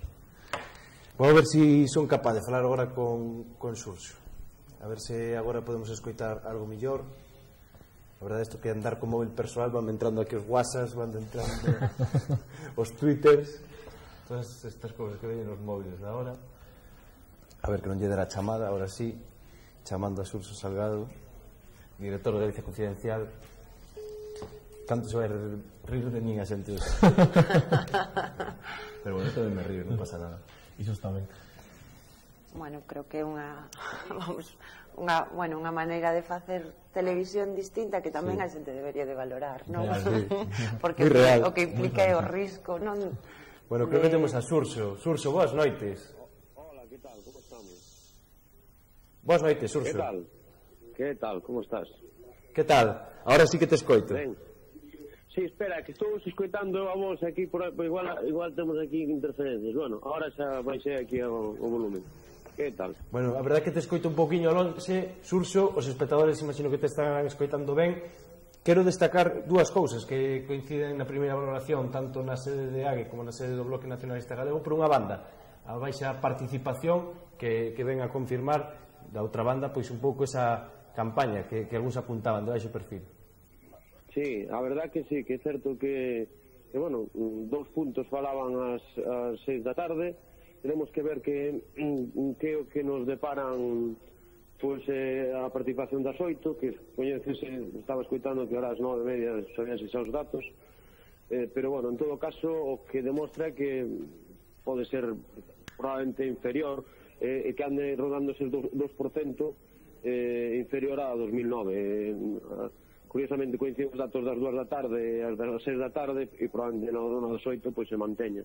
Ainda que é certo que polas informacións que fun vendo tamén en redes sociais, hubo moita xente que foi a votar a última hora, eu entre eles, por certo, o sea que bueno, atopeme con bastante xente tamén votando pues, contra 7:30 da tarde, o sea que bueno, igual en vez de 2% pois é un 1,5%, pero si é certo que haberá menos participación. Como valíaste, Xurxo, o feito de que en Cataluña subirá tanto a participación? Un 8% casi. Xa estabades comentando vos aí no programa, é un efecto clarísimo pois do proceso soberanista iniciado en Cataluña. Eu creo que toda esa participación a maiores que se está dando en Cataluña son votos que van a ir para esta opción independentista. Obviamente xa os sondeos o reflexan, probablemente se confirme que o gran subidón que vai ter o SRC nesas eleccións, non? Estamos falando de que se fala xa de tres escanos, non? Lembremos que van sós, en solitario. No anterior, pois iban con Aralar e o Bloque, nestas sós, con algúns partidos, digamos, catalanistas ou independentistas, pois están falando de tres. Eso é o que están reflexando os datos. A ver como se traduce isto e que explicación mandar aos medios de Madrid esta suba increíble pois de RC, non? Tamén dirán que están manipulados os milleiros de personas que se foron a votar, pero bueno, en fin. A ver se son capaces os meus compañeros de abrirme o pinganillo, que en principio era o xeito que eu tiña de escoitarte millor con ese micro que teñen aí atrás. Cales son os dos criterios fundamentais ou as tres cuestións que vades estar atentos desde Galicia Confidencial a hora de informar esta noite electoral? As dúas ou tres noticias previsibles, non? Que empezan a sondear o ambiente. Bueno, pois as previsibles son obviamente os resultados galegos, e estaremos atentos especialmente a os resultados que digamos, a quen vai gañar estas eleccións en Galicia, que previsiblemente vai ser o PP en función das enquisas que hai, pero saber se con desgaste ou sen desgaste. En todo caso, se é desgaste, que desgaste é. Ver o PSOE se remonta ou non remonta, que é importante saber realmente se os galegos o están vendo con unha acción de goberno ou non. E despois, obviamente, polo lado nacionalista, verse o bloque pois acada ese deputado, dicir, a coalición Europa dos Povos, na que está integrado o bloque con Bildu, pois acadan deputados, indicará que está na Miranda en Bruselas. E por outra banda, se tamén consigue escano Lidia Senra no seu número 5 da lista esquerda, coa que vai con Esquerda Unida, entre outras formacións, e ver se realmente ao final pois hai dúas deputadas nacionalistas e se confirma un pouco pois o que viñamos contando estes días atrás, non? Bueno, Xurxo, pois moitas gracias por esta conexión. Bueno, pois bo traballo esta noite. Grazas a vos, en todo caso, bo traballo a vos tamén. A verdade que está salindo ben o programa. Pois moitas gracias, Xurxo. Boa noite. Veña, unha aperta, hasta logo. Hasta logo, chao. Bueno, a verdade que non sei vos se fostes capaces de escoitar algunhas cousiñas. Foi un escoitado, non? Vou non dicir a través de aquí, porque a única maneira que teñen de escoitarme, cando os convidados falan que pulsen ese botonciño polo que eu escoito, porque me falan polo micro, e ese micro que colle o son. É a maneira que temos de dicirlo. Bueno, creo que unha das cousas que apuntaba ao final era o resultado que podía sacar o PSOE esta noite. Sí, pero non en que liña iba. Non escoitei un pouco a súa reflexión, pero bueno, lánzolle a Pois a verdade é que non sei tampouco do que estaba a falar, nin tampouco sei como están as cousas fora, pero non, ainda non falaba de datos. Eu creo que o resultado pode ser positivo sempre cando nos poda valer, como decía antes, para cambiar as propias políticas, non? Cambiar as políticas de Europa, o propio rumbo, de verdade poderlle mostrarlle aos cidadáns que hai outra forma de facer política. E unha cousa moito máis importante, dicirlle ao Partido Popular que a liña de cambios que está a levar a cabo non está de acordo a ciudadanía, tanto en Galicia como en España. Eu penso que iso é moi importante, que aínda que sexa por uns votos arriba, uns votos abaixo, que podamos dicirlle ao Partido Popular basta xa de todos estes retallos en educación, en sanidade, en dependencia, en todas as políticas de igualdade, e que podamos tamén facer esa presión cos votos, que ao final o que lles importa, non? Por iso, non só tampouco hai que mirar os votos do Partido Socialista, senón tamén en conxunto de toda a propia esquerda para facer fronte co propio Partido Popular. Rafa, xa para ir pechando, porque xa ven a mesa seguinte, os convidados seguintes. Compromiso por Galicia é a segunda vez que se presenta un proceso electoral. Que sería un bo resultado para Compromiso por Galicia hoxe? Bueno, non sabes que xa temos falado nesta mesa que empezamos aí ano e medio coa nosa vista posta nas eleccións municipais. Nos plantexamos esta coalición na que estemos por Europa pois como un posicionamento de marca dende unha formación que se considera galeguista e socialdemócrata. En ese traballo estamos facendo, percorremos todo o país. A mí non me interesa especialmente, enténdeme ben, o resultado, senón o coñecemento do que é o proxecto de Compromiso por Galicia dentro do conxunto de Galicia, porque o noso gran objetivo, repito, son as municipais, pero evidentemente gustaríame pois que o noso esforzo se vise recompensado pois con un nivel de voto pois moito máis importante que nas eleccións autonómicas, non? Ese é un pouco objetivo, pero quedanos moitísimo traballo por diante e moitísima xente disposta a facer ese traballo, non? Que é importante. Ana, cal sería hoxe un bo resultado para o Bloque Nacionalista Galego? Tendo en conta sobre todo as circunstancias do pasado máis recente, etc. A ver, eu creo que para nós hai unha primeira cousa que é importante, non? E que con unha campaña na que, vamos, con medios moi escasos, desde o punto de vista económico, pois fomos capaces de explicar unha alternativa, non? De transmitirlle aos galegos e as galegas e tamén ao resto de habitantes pero sobre todo aos galegos e as galegas, bueno, pois que nós non estamos de acordo con esta Europa, que defendemos unha alternativa nacionalista, unha alternativa democrática para este país. Efectivamente, pois o noso objetivo era poder conseguir un escano no Parlamento Europeo, mas temos que agardar ás 11 da noite por imperativo europeo neste caso, non?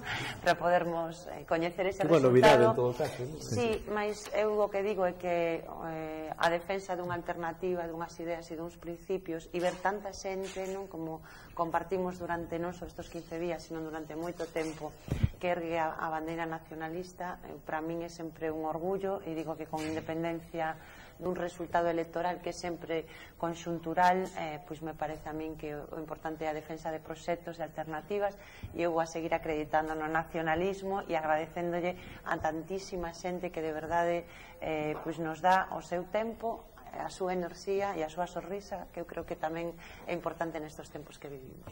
Pois moitas gracias. Antes de irnos os nosos anuncios, que son o crowdfunding e todas as pezas que temos, quero agradecervos os tres. Antón se marchou, estuvades aquí, Héctor.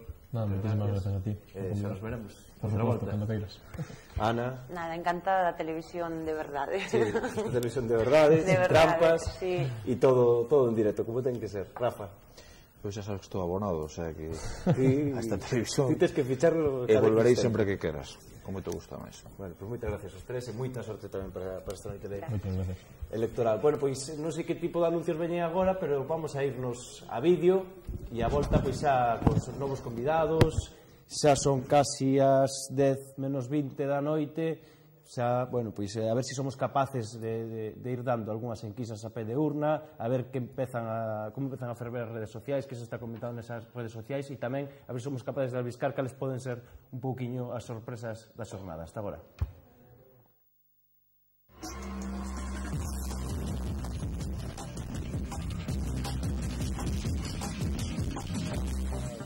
Fai referencia a toda o que son as eleccións europeas. Para nós, para o sector agrogandeiro en particular, son moi importantes, porque parece que non, pero casi o 99% das decisións que se toman en Bruselas nos afectan a nós directamente. Aquí no país o único que fan é aplicalas. Se tuéramos que ter xente boa para defendernos en Europa, para nos evitar eso. Se en Europa non temos que nos defenda, pois nos amarramos barcos. Se ten xente competente ali que sabe de que vai o tema, sabe que un home destes, ou como é a flota de Sarco, que dá moito empleo, dá moito, que non arraste que van 5 homes ou van 6. Aquí nun barco des van 10 homes, un barco de 19 metros. En un barco de 25 igual van 14 ou 15. É moito empleo que se dá. E se nós nos apretan as costillas en Europa, se non temos a nadie que nos representa ali, pois se ten xente competente, isto vai arriba. Que é o que dá axuda a salir da crisis, que é o sector primario. O primario é o mar, a minería. Estas cousas son as que axudan a que todo mova, mentras cousas está mal en terra. A construcción eso non é primario, pero isto sí.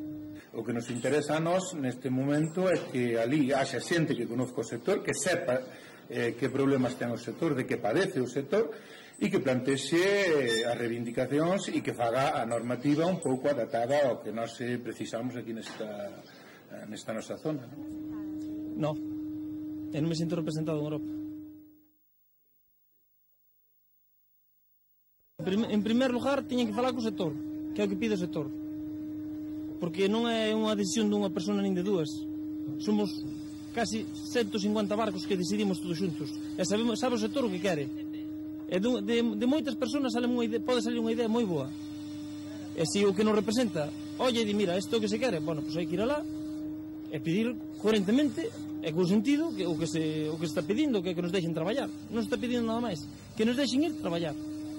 As medidas agroambientais son toda normativa europea, vale?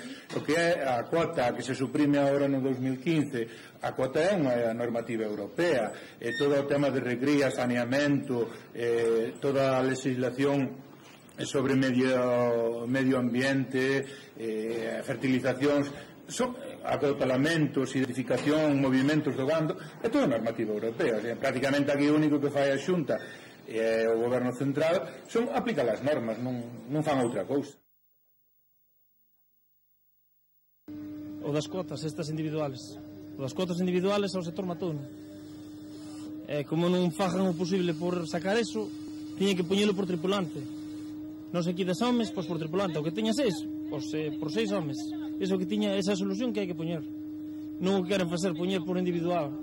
Un barco con 10 homes con 20.000 kilos de peixe, a €1 son 20.000 euros, non é nada máis ao ano. E iso que prácticamente ten que virar un barco deste ten que virar 20.000 euros en 15 días. Se nos vira está empeñado solo nos seguros. Vamos a ver, eu creo que o que máis negativamente nos afectou foi sobre todo o que a normativa da base territorial, non? Aquí non se está aplicando o que noutros países se está facendo e polo tanto a nós afectanos moi directamente porque as explotacións nosas somos poucas xa neste momento, pero a base territorial cada vez nos merman máis. Sí, viñeron, pero explícasme eu tamén estuve no lugar deles, hostia, pero quen estamos cojo ao collo somos nós. Hai que poñerse no noso lugar se queres arreglar unha cousa. Eu intento ser competente no meu traballo. O que pasa é que a mellor non todo o mundo vale para ser competente nun traballo. É a miña opinión.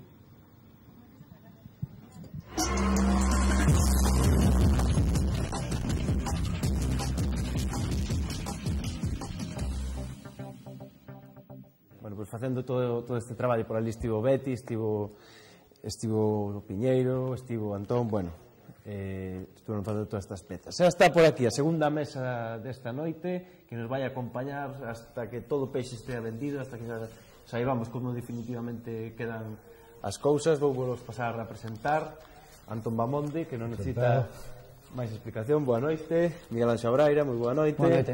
José María Rodríguez, moi boa noite. Moi boa noite. E Pedro Alonso, de Irmandade TV, moi boa noite, Pedro. Que ti ademais ves dun colexio electoral, sei que Pedro. Pois sí. Lo conche esta noite, non? Con novas frescas, sí. Con novas frescas, bueno, pois adianta alguna. Bueno, pois parece ser a participación que houve, que nesta mesa concreta que teño eu, que a seguín todo o día, pois andan rondando un 42%, 305 votos emitidos sobre un censo de 706. E sobre esa participación o que se pode adiantar é que hai bons resultados nesta mesa en concreto, que a primeira forza foi a Nova máis Esquerra Unida, segunda o PP, que tradicionalmente nesta mesa era a primeira forza, hai unha abstención, supostamente unha abstención importante do que o conxunto de votantes do PP. PSOE é a terceira forza e cuarta forza, prácticamente empatada co BNG, sería Podemos. Que é unha mesa con extracción rural e tamén presencia de electorado procedente de urbano, pero instalado tamén rural. Non sei se iso denota unha tendencia ou non, pero no caso de denotar esa tendencia, pues sería unha cousa. Comeza a haber certos indicios, o certo, comentabas a de Podemos, por exemplo, comeza a haber certos indicios que pode ser unha das grandes sorpresas da noite. Antes falamos con Sara Torreiro, que estivo na sede do BNG nesa primeira comparecencia de Vieito Lobeira. Tamén falamos con Martiño Noriega, secretario de organización de Anova, na sede de Anova, e os dous coincidían pois un pouquiño nese dato xa de participación demasiado baixo. No caso de Vieito Lobeira dicía que lle restaba legitimidade a este proceso, e de outra banda tamén os dous coincidían en sinalar que non era unha participación inesperada, sino que tamén iba un pouco en consonancia cara unha campaña que tentaron de perfil baixo. Non sei como vedes estas primeiras valoracións. Antón. Bueno, perfil baixo se foi, eu creo que efectivamente de modo bastante consciente por parte do Partido Popular e probablemente tamén por parte do Partido Socialista, pois houve a vontade de non menear en exceso as europeas, porque pensaban que demasiado debate pois se desposificaba, simplificando este sería o argumento, non? De todos modos, a verdade é que eu esperaba unha participación menor. Así que a participación estuvo en línea que de hai 4 anos, non? E en ese sentido, pois, no meu caso, pois, tal vez non digo a gran sorpresa, porque como vivimos en unha época incerta, pois temos que usar exactamente en que dirección vai o vento, pero bueno, creo que a abstención creo que estuvo dentro do, me parece, do previsible. As enquisas previas non había dado unha abstención maior, non? E despois está o dato catalán, claro, que veremos cando se abran as urnas que significado ten. Claro, en Cataluña estamos vendo casi un 8% máis de participación, unha votación clave nacional. A ver, eu creo que a participación baixa, en Galiza baixa 2 puntos e tampouco era previsible que houvese un descalabro no que era a participación, porque si é certo que no sector social da esquerda había un certo revulsivo coa intención de ganar ao bipartidismo, polos resultados que empezan a chegar así de xeito illado de distintas mesas, pois parece ser que o bipartidismo vai sofrer. Na Galiza concretamente tamén hai o resultado xa da participación das dúas provincias, das 4 provincias, pero onde se demostra que nas dúas provincias onde o PP ten máis respaldo, que é Ourense e Lugo, onde aí a participación cae dun xeito moi importante. Algún xeito ligas como Pedro que esta retroceso na participación pode ser de votantes do Partido Popular? Sí, eu creo que vai ser principalmente do Partido Popular, que o que van facer é principalmente non participar. Tamén é difícil pensar que un elector tradicional do Partido Popular poida pasar de votar o Partido Popular a votar un partido que durante anos se confrontou coas políticas do Partido Popular. O lógico é que pase a abstención ou que pase a algunha das opcións minoritarias que nestas eleccións tiñan algunha posibilidade de obter representación, que sobre todo un Vox e o UPyD, que esperemos que na Galiza pois os resultados para estas dos organizacións sexan máis vencativos. Xosé María. Si, un poquinho coincidir cos meus compañeiros, no sentido de que efectivamente a campaña foi unha campaña de perfil moi baixo por parte das dúas forzas principais, que ao final son realmente as que teñen máis acceso aos medios de comunicación e máis acceso ou máis trascendencia na decisión que les tomen sobre estas eleccións. Creo que conseguiron apagar un poquinho que o interese de todo o mundo por esta campaña. Quizáis dos poucos datos que vamos tendo, quizáis si sorprende, digamos, algúns votos que se producen precisamente pola ilusión que poden ter os seus votantes de xirar ou de cambiar a situación. E outro dato quizáis acerca da participación, podemos verlo tamén nas eleccións catalanas, que como ben decía subiu un poquinho máis dun 8%. Evidentemente nese lugar sí que había unha implicación maior, sí que había outro interese nestas eleccións, ou iso intentaron crear dende os grandes partidos, dende todo o arco, digamos, partidario dentro do País Vasco ou de Cataluña, porque ali eran todos os que tiñan ese interese en provocar ou en facer ver que había algo máis que unas eleccións europeas. En canto aquí no noso país, pois evidentemente os votos, digamos, a minoración da participación basicamente se cinxe a Lugo e Ourense, efectivamente, que eu vinculo supoño que ao mesmo, digamos, ao desencanto do voto do Partido Popular, porque vinculo a eso porque é o que vemos na rúa, eu polo menos é o que vexo na rúa, hai un desencanto moi grande por parte dun sector do Partido Popular. Porque se analizamos os datos que existen agora mesmo dos avances, pois realmente na Coruña do 32,94% baixamos a un 32,47%, e do 34,96% respecto do 2009 estou falando, en Pontevedra do 34,96% baixamos ao 34,75%, é dicir, prácticamente hai a mesma participación na Coruña e Pontevedra que nas últimas eleccións europeas. Bueno, pois imos agora a intentar falar con Paulo Carlos, candidato de Compromiso por Galicia, número 5. A ver se Paulo Carlos nos pode escoitar ben e poder comentar con ele as primeiras impresións desta noite. Moi boa noite, Paulo Carlos. Que tal? Moi ben, aquí estamos na mesa. Que tal foi a campaña? Bueno, ora cos datos de participación que temos os últimos, non? Parece ser que a campaña da abstención do Partido Popular e do Partido Socialista parece que xurdiu efecto, non? Ainda que estamos porcentualmente en termos moi parecidos aos que foron as últimas eleccións europeas, para que contextualizalo nunha Cataluña que está turrando cara arriba coa participación, non? Bueno, estamos aquí na sede de Compromiso, pois recibindo información de xeito un pouco deslavazado, non? Porque, como sabedes, ata as 11 non temos ningún tipo de resultado, e o que podemos observar, os datos que estamos tendo, que bueno, ali onde ten Compromiso de representación, pois parece que os resultados son positivos. Paulo Carlos, cal sería un bo resultado para Compromiso por Galicia? A ver, nós asumimos que estas non eran as nosas eleccións, entendíamos que eran unhas eleccións para proxectar a marca, para proxectar referentes e para proxectar o propio ideario da organización, e que era unha primeira fase de cara ás eleccións municipais. Neste sentido, fixes unha campaña de coñecemento da marca con actos, con encontros e con diversos meetings que acudiu bastante xente, que xa podemos avaliarlo positivamente.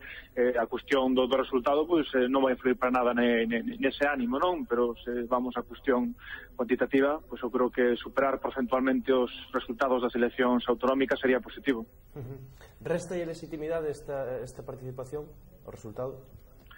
Bueno, vamos ver, nós asumimos un dato que é preocupante, que máis da metade da ciudadanía pues, non vaya a votar, non? Eso é evidente. Non quero dicir que lle quite legitimidade, porque, bueno, a abstención tamén é unha opción como outra calquera, non? Pero, dende logo que non se pode facer unha radiografía, é dicir, tanto o Partido Popular como o Partido Socialista non están refrentados mayoritariamente polo conxunto da ciudadanía, ni tampouco as súas políticas, non? Ahora temos que facer unha reflexión entre todos, non? Primeiramente, porque triunfou esa campaña de abstención implementada por PP e por PSOE, e logo porque o resto de forzas políticas nas que se inclúe Compromiso por Galicia non foi capaz de ilusionar a certa parte do electorado, non? De todos os xeitos imos esperar os resultados porque non sabemos cal foi o electorado que se mobilizou e cal non. Nos podemos ter unha serie de inquéritos no que se dá a ver que hai fragmentación do panorama político, non? Bueno, pois moitas gracias, Pablo Carlos, a ver se xa con resultados definitivos podemos volver a falar. Moitas gracias. Moita sorte. Bueno, de algún xeito Pablo Carlos tamén coincide con todas as valoracións que están facendo, baixa participación, campaña de perfil baixo. Imos con Beti ahora mismo, porque xa empeza a ver enquisas a pé de urna, enquisas que se foron elaborando ao longo do día. Este en concreto que vos vai comentar Beti é de Metroscopia, avance de Metroscopia, e tamén pois un poquinho resultados internacionais, Beti. Pois sí, como ben di Saure, imos dar os dados dunha enquisa de Demoscopia que lle dá entre 18 e 20 escanos ao Partido Popular, sería a forza máis votada. O Partido Socialista recibiría entre 15 e 17 escanos. Izquierda Unida, a candidatura en que se integra a Nova, recibiría entre 7 e 8 escanos. Entre 3 e 4 irían para Unión Progreso e Democracia. Entre 2 e 3 para Esquerra Republicana, entre 1 e 2 para Podemos e tamén para Coalición por Europa, que é onde se integra Compromiso por Galicia para alén de CIU e o PNV. Os povos deciden, a candidatura do BNG e H. Bildu recibiría entre ningún ou un escano. Os primeiros dados que nos chegan a nivel europeo, facemos a primeira parada en Grecia, onde Syriza, a coligación liderada por Alexis Tsipras, sería a forza máis votada e recibiría entre un 26 e un 30% dos votos. En Francia, de se confirmaren as sondaxes, a coligación ultradereitista de Marine Le Pen sería a máis votada, subiría ata 19 puntos. A respecto dos resultados de 2009, a propia Le Pen fixo xa unha primeira intervención pedindo a disolución do Parlamento francés por considerar que os resultados das eleccións avalan as súas políticas e que a cidadanía francesa non quere estar gobernada desde fora, en referencia ás institucións europeas. Na Alemanha, as primeiras sondaxes danlle a maioría ao partido que lidera Angela Merkel. E volvemos a Galiza, onde non tivemos ningún representante, ningunha representante do Partido Popular, mas si temos valoracións feitas polo secretario xeral, Alfonso Rueda, que considera que non lle dá excesiva importancia á alta abstención. Recordamos que caeu 2 puntos a nivel do país, un 5% no territorio ourensán, que é onde máis alta se registrou a participación. Alfonso Rueda di que esos dados son similares aos de 2009 e que son unha mostra da madurez do electorado galego. Sei que tamén nos querías mostrar dúas imaxes, unha aparecía aí no medio da túa intervención. Contanos algo. Sí, quería mostraros 2 fotografías que nos achegaron 2 persoas que nos están a ver, que nos están a seguir en directo. A primeira delas acheganola desde Ourense e Holanda, é un colexio electoral no Carballiño, na localidade do Carballiño, que está presidido, como vedes na imaxe, por unha bandeira española. A segunda fotografía foi tomada en Compostela, envíanola a Susana. Podedes ler o que nela di. que Deus nos axude a asimilar o que non podemos cambiar. Non sei se lle ven, pero en todo caso esa é a mensaxe que estaba presidindo o colexio electoral onde votou Susana esta mañá. Bueno, aí temos en pantalla agora, un poquinho máis tarde, pero aí está en pantalla. Moitas gracias, Betty. Bueno, pois aí están eses primeiros avances, hai que collelos con cuidado hasta que non teñamos resultados definitivos. Por comezar un pouquiño por fora, en Grecia, Siriza, primeira forza, en Francia, antitéticamente, Fronte Nacional. E, bueno, Merkel que recunca en Alemanha. Bueno, creo que é obvio que ali onde aqueles países que están a sufrir con maior intensidade o embate das políticas de austeridade, de recortes, neste caso Grecia é indicativo diso, pois evidentemente todas aquelas formulacións da esquerda máis ou menos rupturista ou que vai en contra formalmente contra estas políticas implementadas pola Troika, pois evidentemente teñen eses resultados que se esperaban, non? Quizá a nivel galego ese sexa tamén un dos resultados que non por coñecidos ou por previsibles non deixa de ser unha pequena sorpresa, non? Da que sigue unha tendencia iniciada nas autonómicas. E en Francia, pois eu creo que, claro, a intensidade da polarización, tendo en conta que ali existe unha gran presencia de inmigrantes, pois dá lugar a que as políticas favorecidas desde a dereita de abrir espazos electorais cara a ultradereita, buscando a centralidade política, pois o que teñen como resultado moi arriscado, por certo, é que formacións como a de Marine Le Pen pois teñen estes resultados. De aí a exixir a disolución dos parlamentos, pois dá un pouco a imaxe do que son estas forzas realmente, non? Sí, vamos a ver, efectivamente empezan a sair os resultados. Eu tamén concordo en parte que a xente pois non somente é a situación daqueles povos que máis están sufrindo os recortes ou as consecuencias da crise, senón que é, digamos, un panorama xeralizado no que a propia situación económica pois fai que a xente, digamos, tenda quizás cara aos extremos, e por eso podemos ver que ambos extremos, digamos, tanto posicións moi de dereita, digamos, como posicións moi de esquerda, pois tenden a subir nos diferentes países que concorren nestas eleccións. Así eu estaba botando agora un vistazo, por exemplo, que en diferentes países existen partidos de ultradereita, incluso xenófobos declarados, que en todos eles teñen votación e van acceder ao Parlamento Europeo. Falábamos do Frente Nacional de Francia, que quizás o teñamos un pouco máis aceptado porque xa concurriu a varias eleccións, digamos, é algo que se podía albiscar que podía pasar, pero temos, por exemplo, ao Partido Neonazi incluso pasou por un proceso de certo ayornamento, non? Efectivamente, ten uns posicionamentos liberais en determinadas cuestións, e, bueno, digamos que sí, que puxo unha careta coa que pode concorrer a unhas eleccións, incluso ser a primeira forza votada, como sucede nestas votacións. Pero temos, por exemplo, tamén en Alemania o NPD, que parece que vai conseguir mandar un deputado ao Parlamento Europeo, ou temos a Amanecer Dorado en Grecia, por exemplo, que vai mandar a 2-3 diputados tamén ao Parlamento Europeo co 10% dos votos. Son cuestións que, bueno, que sí que deben de preocupar na medida de que, efectivamente, do que poidan facer estas forzas, o que sí que confío é eso, que dentro dunha situación de normalidade no económico, que supora unha normalidade tamén no social ou de vera de supor, pois que estas forzas volvan aos seus, digamos, aos seus votos habituais, ao seu lugar habitual. Eu non creo que isto sea un movimento definitivo. Entón, Miguel Anxo. Ben, eu o que quero é resaltar unha cousa, non, que o feito de que non podemos considerar normal, non se pode aceitar que haxa uns resultados electorais que dean lugar a unha representación de distintas forzas políticas en base a unha abstención a nivel europeo do 60%, non? Eso, é dicir, para calquer demócrata ten que facerlle pensar e non se pode levar non nos pode levar á conclusión de que os que non votaron aceitan o resultado, non?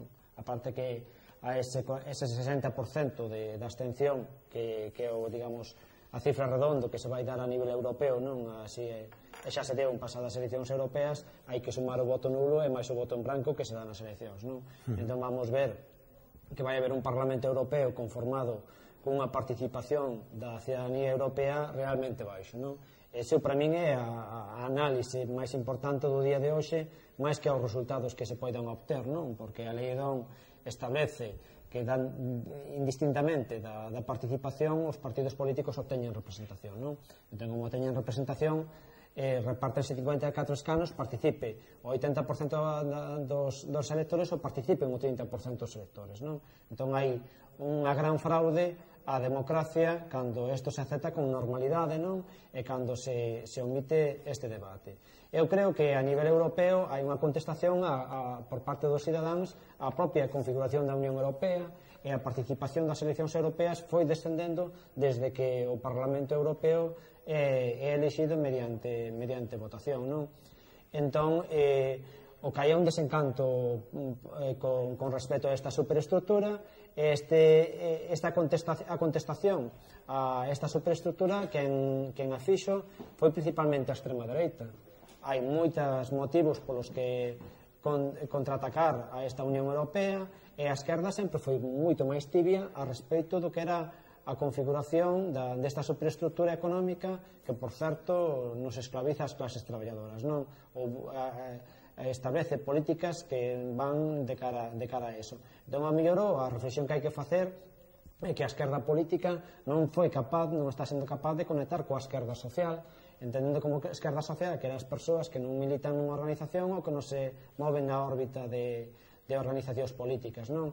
Entón, a mellor a mensaxe claramente por parte da esquerda social europea é que o que queren é máis contestación ás políticas neoliberais que salen da Unión Europea e, polo tanto, que queren máis confrontación contra este modelo, contra esta superestructura que ademais parece que quere evolucionar a unha superestructura maior co acordo transatlántico con Estados Unidos, non?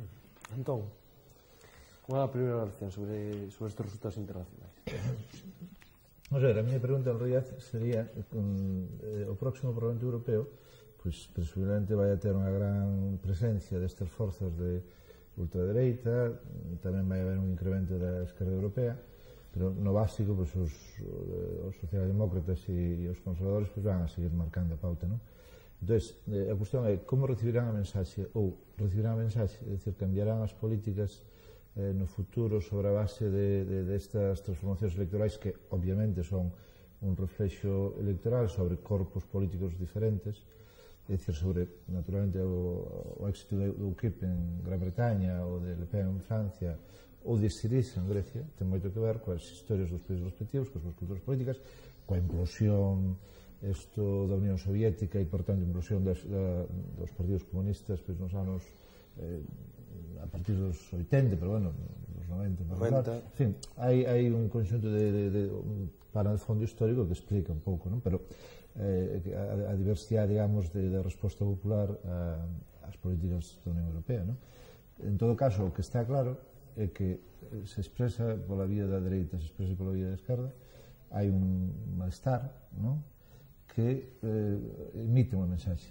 Repito, como será recibido ese mensaxe, como será contestado por parte das institucións europeas a partir de mañá, pois isto é a pregunta. Bueno, pois o martes se cadra no programa. Facer unha pequena apunte sobre isto último, non? E sobre o que comentaba Xosé María, e a respecto de que esta polarización é unha polarización que non é sorprendente, é dicir, nun proceso de contracción económica, de crise estrutural, de fracaso sistémico, é evidente que vai haber unha reacción por parte da esquerda, sexa a esquerda social, a esquerda política, etc. Entón, o sistema reacciona, por outro lado, fomentando, abrindo ocos electorais, favorecendo as opcións de ultradereita para, desa maneira, compensar as manifestacións, as evidencias que desde a sociedade se producen a respecto das posicións de esquerda contra políticas de recortes, de austeridade. Iso que significa? Que a centralidade volve ao aparato do sistema que representa as opcións socialdemócratas ou neoliberais. E aí eu creo que o Parlamento que salga destas eleccións volverá, visto o visto, as tendencias tanto da esquerda máis rupturista ou da ultradereita, a retomar con forza as políticas neoliberais. Bueno, pois é momento, vamos a intentar falarse co director de Sermos Galiza, Mexuto, a ver se desta volta vai ben. Boas noites. Sí? Boas noites, Mexuto. Hola, boas noites. Que alegría escoitarte ben. Como estás vendo o programa desde a casa? ¿Qué? Como estás? Pues está realmente espléndido, respondendo ás expectativas e superándolas amplamente. Bueno, ao principio tivemos algúns erros, pero parece que fomos solucionando afortunadamente, xa entrando un pouquiño no que é a xornada en sí. Comentaba antes Víctor Seadas nesa intervención que tiña que algunhas papeletas dos povos deciden non estaban presentes nos colexios electorais. Como analizas ti isto? Que poda acontecer isto nunha xornada electoral?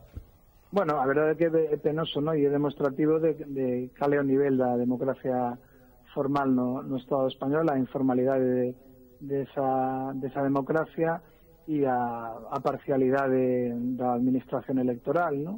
A respecto de distintas, de diversas manifestacións políticas, nomeadamente daquelas que teñen, digamos, no albo a construción dunha sociedade distinta e a conquista da soberanía, non? Eu creo que é evidente que isto non se pode desligar da campaña que tamén desde a administración electoral se tivo contra a candidatura dos povos deciden, como, por exemplo, en Galiza vimos que unha organización aquí marxinal como UPyD tivo máis tempo de spots gratuitos do que o propio Bloque Nacionalista Galego, que é unha forza política parlamentaria e moi significativa no noso país, non? Antes tiñamos a ocasión de falar con Sara Torreiro, que estivo na sede do Bloque Nacionalista Galego escoitando esa primeira comparecencia de Vieto Lobeira. Tamén falábamos con Paulo Carlos e con Martiño Noriega. Os tres coincidían en sinalar a alta abstención, a baixa participación destes comicios. Restalle legitimidade democrática esta baixa participación? Vamos ver, eu creo que a abstención gaña as eleccións, eso podría ser un titular fácil, pero realmente é así. É dicir, un proceso en que participan 4 de cada 10 electores potenciais é un proceso que está viciado de falta de legitimidade democrática e eu quería facer, ou eu faría unha reflexión rápida, ¿no? Que estaríamos lendo ou que estaríamos escoitando se estas porcentaxes se desen, por exemplo, na Venezuela de Maduro, ¿no? Que se nos estaría contando? Se estaría falando do réxime de Venezuela, ¿no? Non se fala do réxime da Unión Europea, que é bastante máis antidemocrático, ¿no? Como avalías ti este alto índice de participación en Cataluña? Votaron os catalás e as catalás en clave nacional pensando nese 9 de novembro?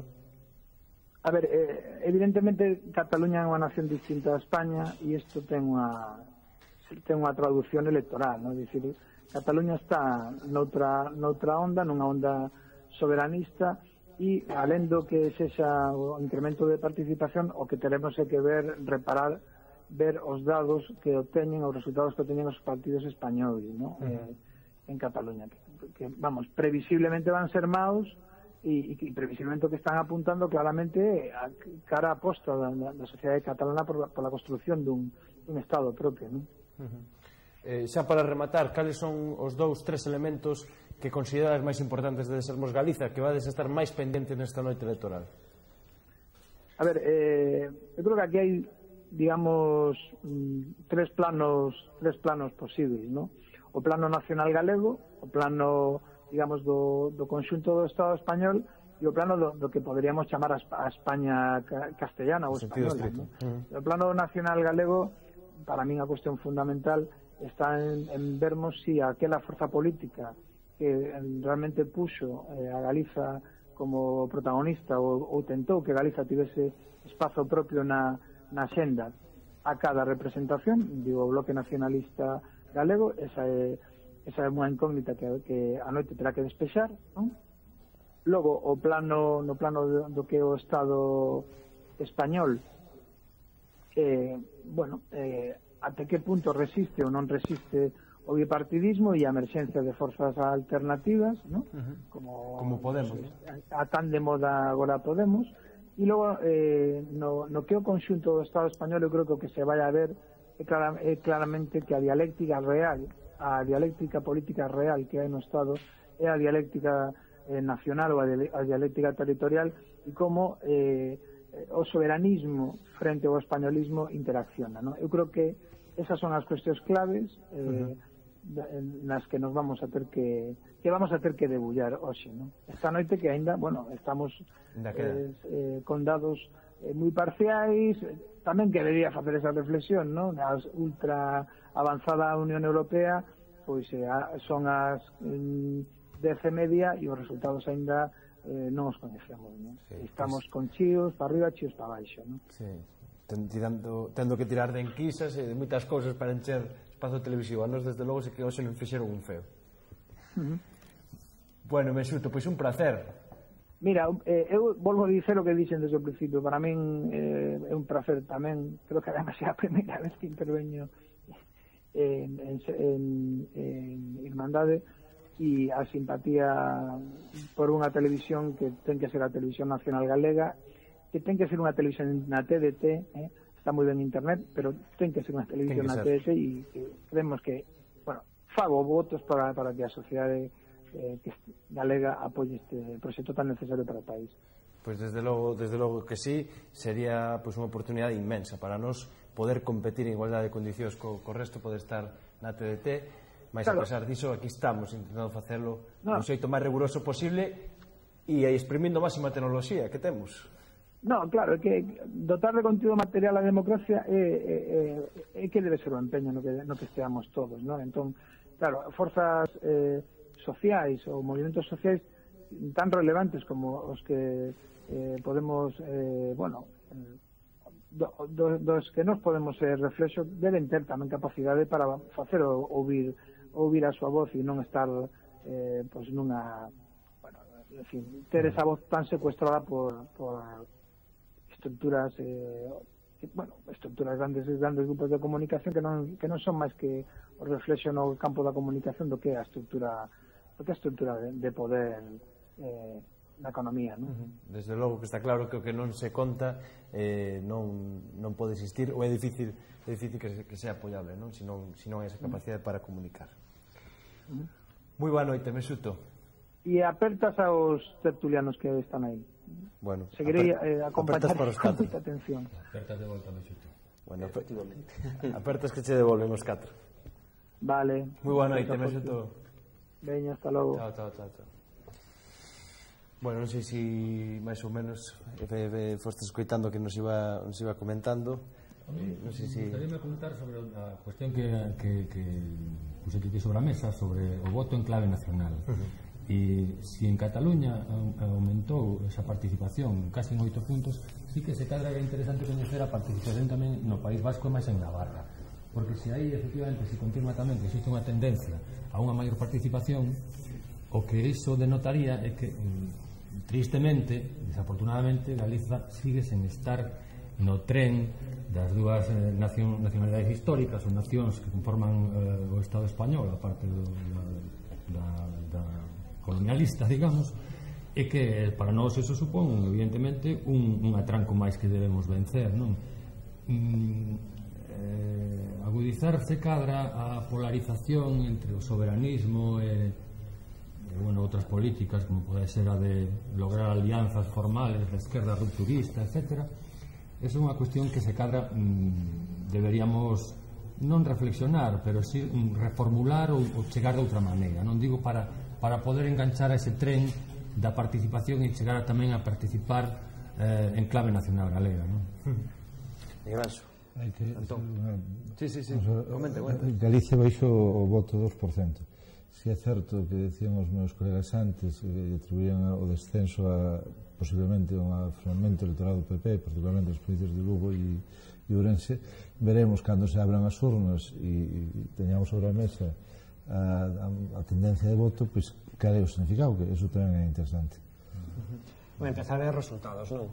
É dicir, as mesas que se empezan a chegar a nivel electoral, tanto de capital do Reino de Madrid, non como de... Enseñabasme ti agora unha, non? Sí, enseñabache unha mesa de Madrid, do centro de Madrid, onde o gran vencedor da noite é Podemos, non?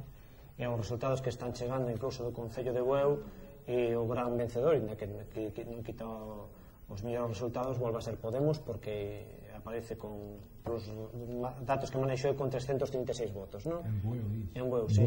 Resiste moi ben o BNG con 716 votos, bueno, é o gran descalabro que sufre o PSOE, non? Que posiblemente sexa o castigado nestas eleccións, non? É dicir, o feito de que a xente demandase políticas á esquerda, o PSOE se tivese quedado en políticas moi próximas ao Partido Popular, incluso en aspectos formais, non? O mellor é o gran derrotado, máis que incluso que o Partido Popular, non?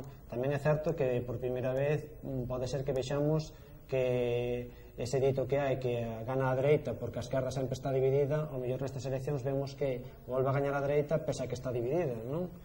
Pode ser. Faltan evidentemente resultados definitivos, pero o que si é certo é que o efecto coletas, referíndome a Pablo Iglesias, pois ten toda a sensación de que realmente vai ser o efecto dominante nestas eleccións, non? Bueno, pois imos agora a pasar xa con Víctor Xadás, que seguramente xa estas horas da noite, xa son as 10:20, xa levamos máis de 2 horas en directo aquí en Irmandade TV. Que nos están contando as redes sociais, Víctor? Que ferve aí? Pois nas redes sociais están falando do gran auxe de Podemos. Tamén os tuiteiras galegas estánse queixando de que non hai ningún medio de comunicación que este dando relación das eleccións, porque na TVG están con Era Visto e na televisión española están co tema da 10ª Copa de Europa do Real Madrid. Pero xa dirías ti, Víctor, que teñen irmandade, non? Xa, non, iba a escribir e ao final olvidei, mas vou non facer agora mesmo, xusto en canto acabo de falar aquí, direi, non? E tamén hai os tuiteiros están falando sobre o tema de que a Fronte Nacional está gañando, e por exemplo un tuiteiro que teño aquí, o mal está feito, decía que neste momento a selección francesa de fútbol vai reducirse a 3 persoas nada máis. E hai moitísimos máis comentarios, como por exemplo Ibai comentaba en Twitter fai un anaco que ten moitísimo medo a un planeta de tertulianos, porque neste momento no Parlamento Europeo estarán Javier Nart, José Ignacio Verd, non? Pero tamén outro tertuliano que tamén está na política, Pablo Iglesias, Alejandro de Alcuadras. Toda esta xente está aumentando, a televisión aumenta e dá moitísimo xogo. E despois unha tuiteira comentaba, non teño nome agora mesmo, pero decía que se repite o século pasado tal cual, polo menos xa sabemos que hai que salir do Estado español antes do 2036. Basicamente isto é o que estuvo pasando polas redes polo de agora e é o que hai. Pois moi ben, seguiremos despois conforme van chegando xa esas 11 da noite posteriormente contando cousas. Gracias, Víctor. Bueno, era deste lado que tiña que falar. Xosé María. Sí, bueno, conforme van avanzando, van chegando informacións, aí me están chegando tamén de diferentes concellos, de compañeros que temos nas distintas mesas e todo, sí que chama un poquinho a atención ou nos dá a reflexionar do poder das redes que teñen en día, non? E os medios de comunicación. Me sorprende moito o tema de Podemos aquí en Galicia, non? Que non houbo, digamos, unha campaña presencial das usuais, que tamén habrá que cuestionarse a validez das campañas usuais no sentido de cartelería, mítins, etc., frente ao poder que ten o que é algo tan sinxelo como é a rede, non? É a capacidade de utilizala. Entón, eu penso que... Non, sí, utilización dos medios públicos, non somente da rede. Sí, efectivamente, o que é a imaxe, non, digamos, de unha sola persona, realmente Podemos, de cara ao público, é un señor que se chama Pablo, que ten unha colete que fala moi ben, non? Entón, pois, eso é Podemos, non? Para a xente, que ademais protesta e tal, e ten moita jeta, bueno, ben, pois, somente con eso está valendo, digamos, para en moitos concellos sacar máis votos que o Bloque, para sacar máis votos xa non digo de Compromiso, para sacar máis votos de moitas outras forzas, digamos que aquí sí que teñen xente traballando a diario, falando cos veciños, facendo campaña, é algo no que todas as forzas políticas, toda a xente sí que deberíamos de reflexionar, non? Do poder que teñen os medios de comunicación hoxe en día e o uso das redes sociais. Eu creo que tamén hai un elemento que a esquerda non está sendo capaz de entender, non? A esquerda política, a esquerda das persoas que militan en organizacións políticas, non? E que nestes momentos o descrédito principal que ten a clase política son as organizacións políticas, non son as persoas. Entón, Pablo Iglesias é un líder social, non é un líder orgánico. Normalmente os partidos políticos están copados por líderes orgánicos, entendendo como líder orgánico aquela persoa que é capaz de sumar os suficientes votos internos para ocupar un posto. Ese é un líder orgánico. Ao mellor é un gran líder orgánico, pero como líder social é un auténtico desastre, non? Eu podría citar máis dun exemplo, non? Pois cita un. Non, prefiro non citar. Se podes citar máis de un, cita un. Podría citar que exemplos de persoas que controlan moi ben a organización, pero que socialmente non son capaces de chegar, non? E Pablo Iglesias, sin organización, é un gran líder social, un gran comunicador, e hoxe, como o descrédito é principalmente das organizacións políticas, porque a corrupción é cousa de partidos políticos, a xente confía máis en persoas que en organizacións políticas. Daí ven o efecto Podemos, o efecto Pablo Iglesias. A xente tachouno moito de ter unha campaña moi personalista, a papeleta leva a súa cara, etc. Pero ten credibilidade e encima é un gran comunicador. E os partidos políticos da esquerda carecen deses líderes sociais, principalmente porque parece que hai unha descompensación entre ou non hai xeito de compaxinar o liderazgo orgánico que é necesario co liderazgo social. Podríamos citar os bons momentos do nacionalismo cando eso foi capaz de compaxinarse, un gran liderazgo social e un gran liderazgo orgánico ben acompasado, o nacionalismo foi cando acabou os grandes resultados. Estou me referindo a cando o BNG e o encabezaba o Xosé Manuel Beiras, que como líder social é o gran líder social deste país, non? Esteamos ou menos de acordo con ele, non? Entón, Pablo Iglesias ven a ser un gran líder social a nivel de Estado e, sin dúbida, vai a parecer unha nova forza política e un novo xeito de facer política, porque Pablo Iglesias, eu creo que as súas aspiracións, e xa o ten manifestado, non era simplemente presentarse ás europeas, senón que aspira para as estatais, non? Mesmo xa manifestou públicamente. É un segredo de voces, saber canto tempo durará tamén, non? En Estrasburgo. Non sabemos, el xa dixo que estaba disposto a presentarse ás eleccións xerais se así o consideraba Podemos, non? Por lo tanto, é a aparición dunha nova forza política, dun novo xeito de entender a esquerda e, por sorte, para os que somos nacionalistas, un novo xeito de entender o Estado. Realmente, un novo xeito de entender o Estado, non o que fai Izquierda Unida, que ao final é un centralismo suave, non? Agora che vou dar a palabra, Antón, pero antes imos ir a publicidade nosa, que é pois ese vídeo do crowdfunding que arrancar, pois ainda non podemos, ainda non temos ese vídeo. Antón. Eu, sen quitarlle peso á voz a Pablo Iglesias, eu lle acentuaría o peso dos altavoces, non? Da Sexta e de Público, non? Porque entendo que Pablo Iglesias en gran medida non sería o que é se non estivese presente nos debates da noite dos... Foi o seu gran salto de feito. Entón, pasar por riba dese pequeno detalle me parece que non é apropiado, porque o mapa mediático en España e en Galicia é o que é, e como se fai a extracción desto, pois creo que non está errado, non? Eso non quere dicir que se Podemos ten hoxe un gran resultado, pois, hombre, hai que certificalo como o de Beppe Grillo en Italia, e presumiblemente terá consecuencias, porque de supoñer que, como decías, pois supoño que agora intentarán facer, me imagino, unha coalición con Esquerda Unida, unha especie de frente amplio ou algo, non sei exactamente cal é a súa idea, pero me imagino que as europeas, igual que en Galicia, pois dirimen unha relación de forzas entre a Nova e o Bloque e etc. Pois no Estado pois dirimen unha relación de forzas tamén entre Esquerda Unida, Podemos e tutti quanti, non? Entón, me imagino que se alguén pensa nunha xidisa, me refiro nun frente amplio posterior de cara ás estatais, pois que os datos de hoxe pois naturalmente serán formarán parte da mesa de negociación. Pedro. A mí, o caso de Podemos realmente, pola experiencia que tiven hoxe na mesa electoral que seguín, pois resulta como anécdota que comentando con un apoderado de Anova, pois non valorábamos nin el nin eu que nesta mesa onde íbamos a estar que tuvese un resultado. En cambio, pois foi a cuarta forza, non? Os votos acadados por Podemos a suma cos de Equo, que tamén é unha alternativa que funciona nas redes sociais e isto, pois prácticamente son os mesmos votos que o PSOE. É dicir, é un fenómeno moi interesante. Eu non son capaz de interpretar, porque a mí o tema das telecomunicacións non salindo prácticamente do tantán, non uso redes sociais, nin teño teléfonos deste tipo, nin teño por televisión. Entón, é moi difícil, non? E posiblemente hai que ligar o fenómeno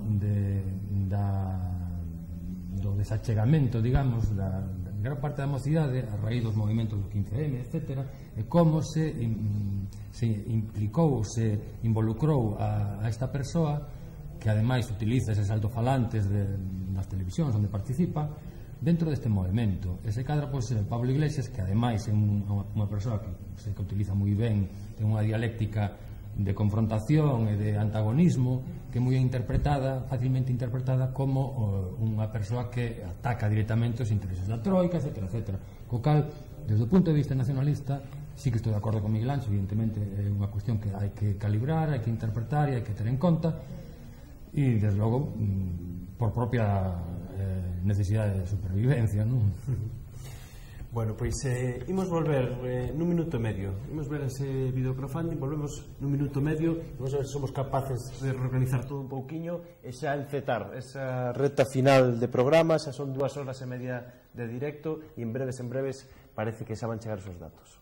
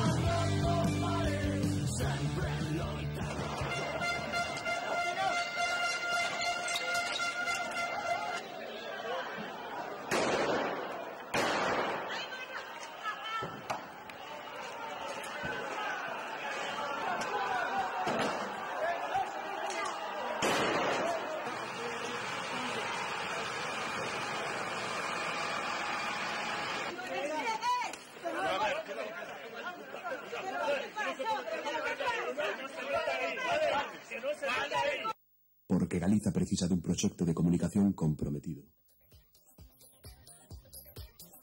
Irmandade TV, a túa televisión galega na rede. Tamén benestar. Benestar.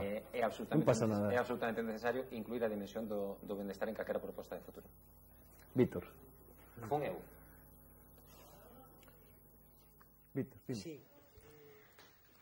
Bueno, pois aquí estamos de volta, son as 10:30 da noite, xa levamos 2 horas e media de directo neste especial Eleccións Europeas que estades seguindo a través de irmandade.tv ou a través tamén da portada de Sermos Galiza. Apenas queda media hora para que saibamos xa o 90% do escrutinio, dos resultados. Imos intentar falar con Pilar Cancela do PSDG, a ver si xa atoparon. Moi boa noite, Pilar. Pilar? Bueno, pois parece que temos algún problemiña para contactar coa sede do PSDG con Pilar Cancela. Vexo que todos estades aí cos móviles buscando calquer tipo de dato, a ver se podemos actualizar algún tipo de dato en breves con nosa compañeira Betty. Xosé María, algo comentar por aí? Sí, non, únicamente, bueno, pois estamos todos mirando os tweets, casi todos mirando os tweets, temos que convencer aquí a que se meta a Pedro, a que se meta nos medios, Pedro tamén. Non, únicamente me chamaba a atención un tuit que había acerca o que falábamos ao principio, que falábamos antes acerca do medre, non, da ultradereita, das forzas de ultradereita, e o que fai é un resumo do voto, digamos, que vai a ultradereita desta parte. No Estado francés, en Francia 25%, en Dinamarca 23%, en Gran Bretaña 22%, Austria 20%, Hungría 15%, é dicir, estamos falando de porcentaxes que non son tampouco ninguna broma, dentro do límite que falaba, que efectivamente o que está votando é o 40% da poboación, o resto non acudiu a votar, co cal hai que matizar nese sentido, pero bueno, sí que son porcentaxes, digamos, que deberían de preocupar, e que logo a propia Unión Europea terá que xestionar, ben? E haberá que ver como xestiona esta porcentaxe de voto. Bueno, pois agora sí que vamos a intentar falar con Pilar Cancela, a ver si é posible, do Partido Socialista de Galicia. Boas noites, Pilar. Pilar? Sí. Hola. Hola, boa noite. Boa noite. Que valoración fai da alta abstención que se está producindo esta noite en Galicia, con un retroceso do 2%? Pois entraba dentro das previsións, das posibilidades que existían, e foron os datos que, dende que empezamos a ter datos de participación, pois íbamos un pouquiño por debaixo das últimas eleccións de 2009. En todo caso, bueno, as europeas xa sabemos que son unha cita electoral donde non hai unha participación que se poda chegar ni moitísimo menos a calquera outra cita electoral, sexa estatal ou autonómica. En Galicia, ademais, polo visto, está sendo un poquinho máis baixa que no Estado, aínda que no Estado, segundo os últimos datos que temos, está 6 décimas por riba das eleccións do 2009, pero, bueno, tampouco é unha diferencia que se poda catalogar como moi salientable, é unha diferencia pequena, en todo caso. Canto se xoga o PSDG esta noite? O que se xoga o PSDG esta noite? O PSDG, o que se xoga e o que se xoga en todas as eleccións as que concorre, evidentemente é poder defender e poder chamar a cidadanía a apostar por un determinado modelo político. En este caso, o noso modelo, o que defendíamos de cara a Europa, é ese modelo da Europa da política social, a Europa social, que é un modelo que existiu en un determinado momento en Europa e que en estes momentos, e sobre todo desde fai 5 anos, dende logo desapareceu. Había unha primacía de todo o que tiña que ver con contido económico sobre calquer outro tipo de consideración social, dunha Europa construída para as persoas e non a da economía por riba das persoas. Entón nos xogábamos a aposta e nos seguimos xogando a aposta por ese modelo de Europa social, fundamentalmente. Xa para rematar, beneficio Partido Socialista, pois a foto que estamos vendo, por exemplo, en Alemanha, onde conservadores e socialdemócratas van da man, ou tamén pois esas declaracións de Felipe González xa coa campaña iniciada, que non verían con malos ollos unha gross coalición, unha gran coalición. Beneficio perxúdico Partido Socialista? Eu penso que vou a facer miñas as palabras do noso secretario xeral, de José Ramón Gómez Besteiro, que dixo que mellor sós que mal acompallados. Eu creo que esas posicións ou esas circunstancias que se dan, por exemplo, en Alemanha, evidentemente non son trasladables a España. En Alemanha será un determinado contexto político, hai unha determinada correlación de partidos políticos e ali se ve como máis natural esa posibilidade. Nos pensamos que en este momento en España non se dan en absoluto esas circunstancias.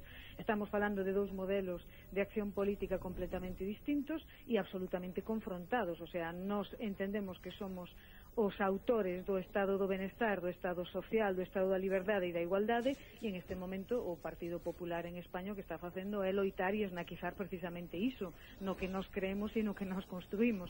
Polo tanto, temos moi poucos puntos de encontro, así que sería bastante difícil, por non decir, eu creo que imposible, non se pode dicir nunca, pero eu creo que é absolutamente impensable que exista esa posibilidade.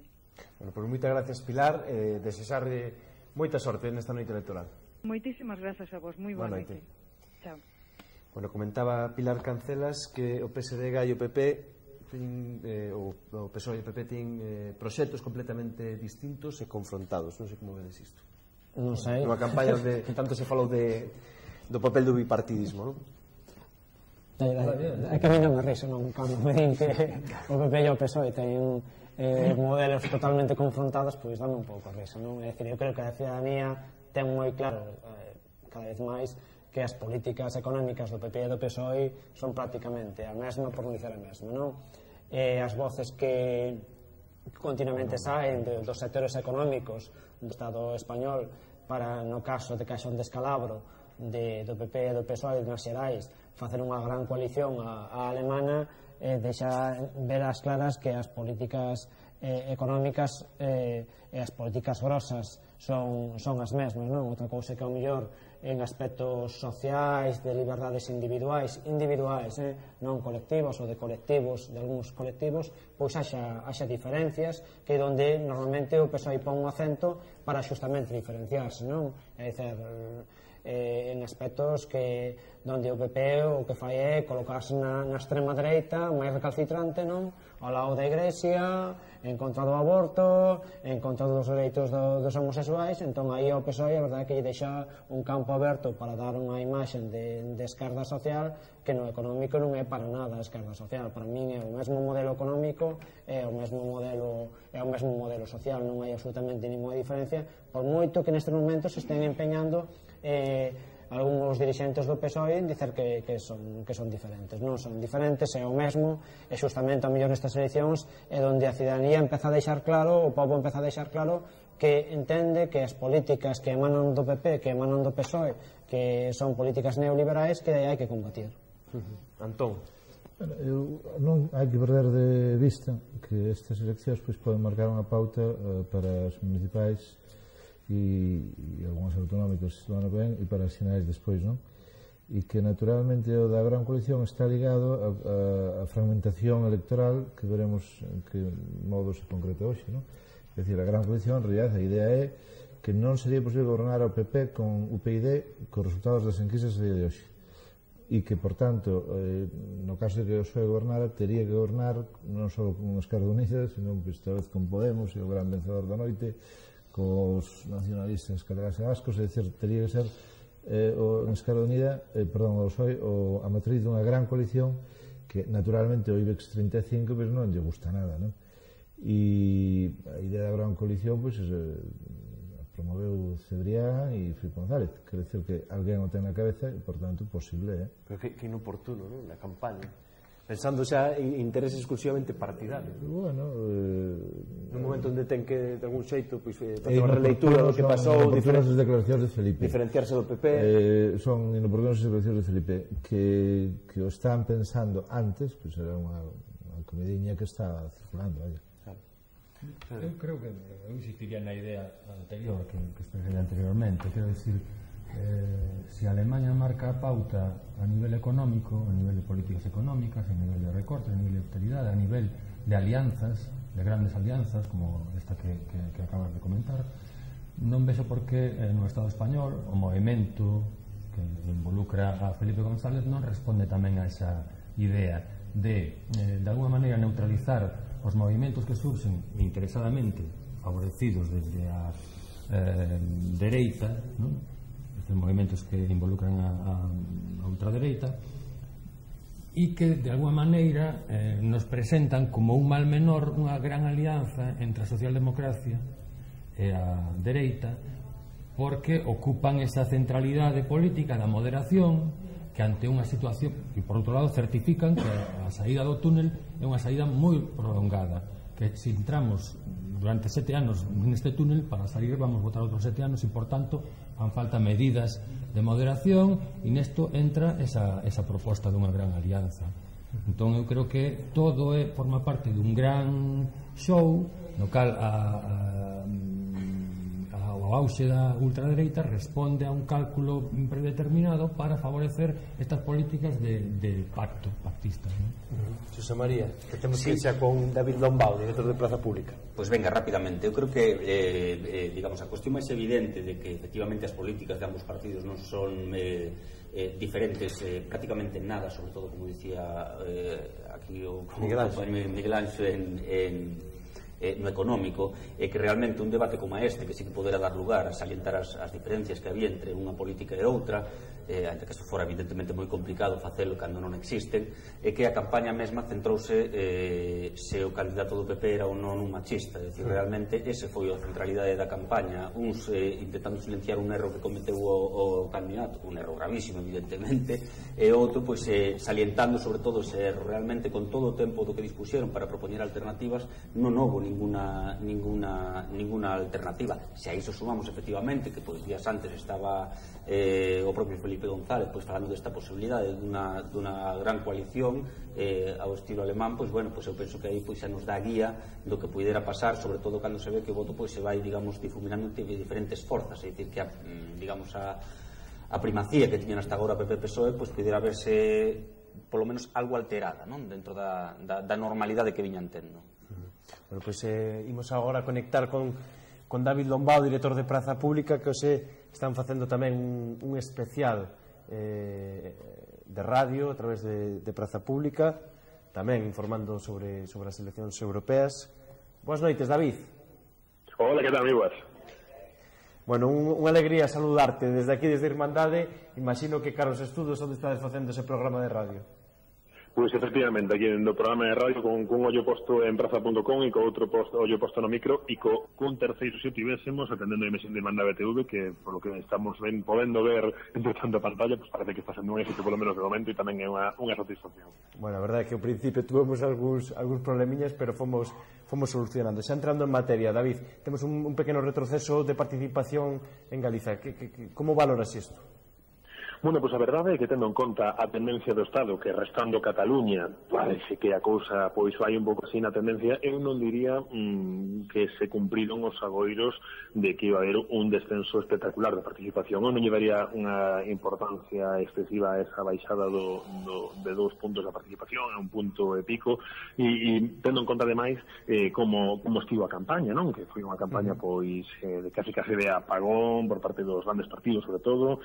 Sí que é certo que no último treito da campaña pois hubo unha certa tensión máis, o ese tempo tampouco axudou, polo tanto eu creo que non hai unha excesiva diferencia respecto do ano 2009. Non entraría tampouco nesas interpretacións casi triunfalistas, non? Que chegan desde o Partido Popular, por exemplo, desde o PPDG.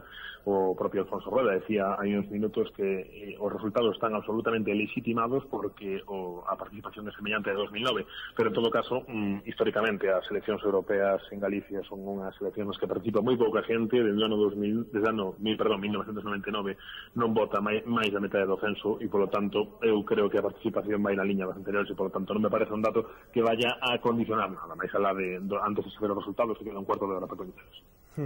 En Cataluña sí que estamos vendo un aumento importante da participación, que son un 8%. Que opinión che merece este aumento da participación en Cataluña?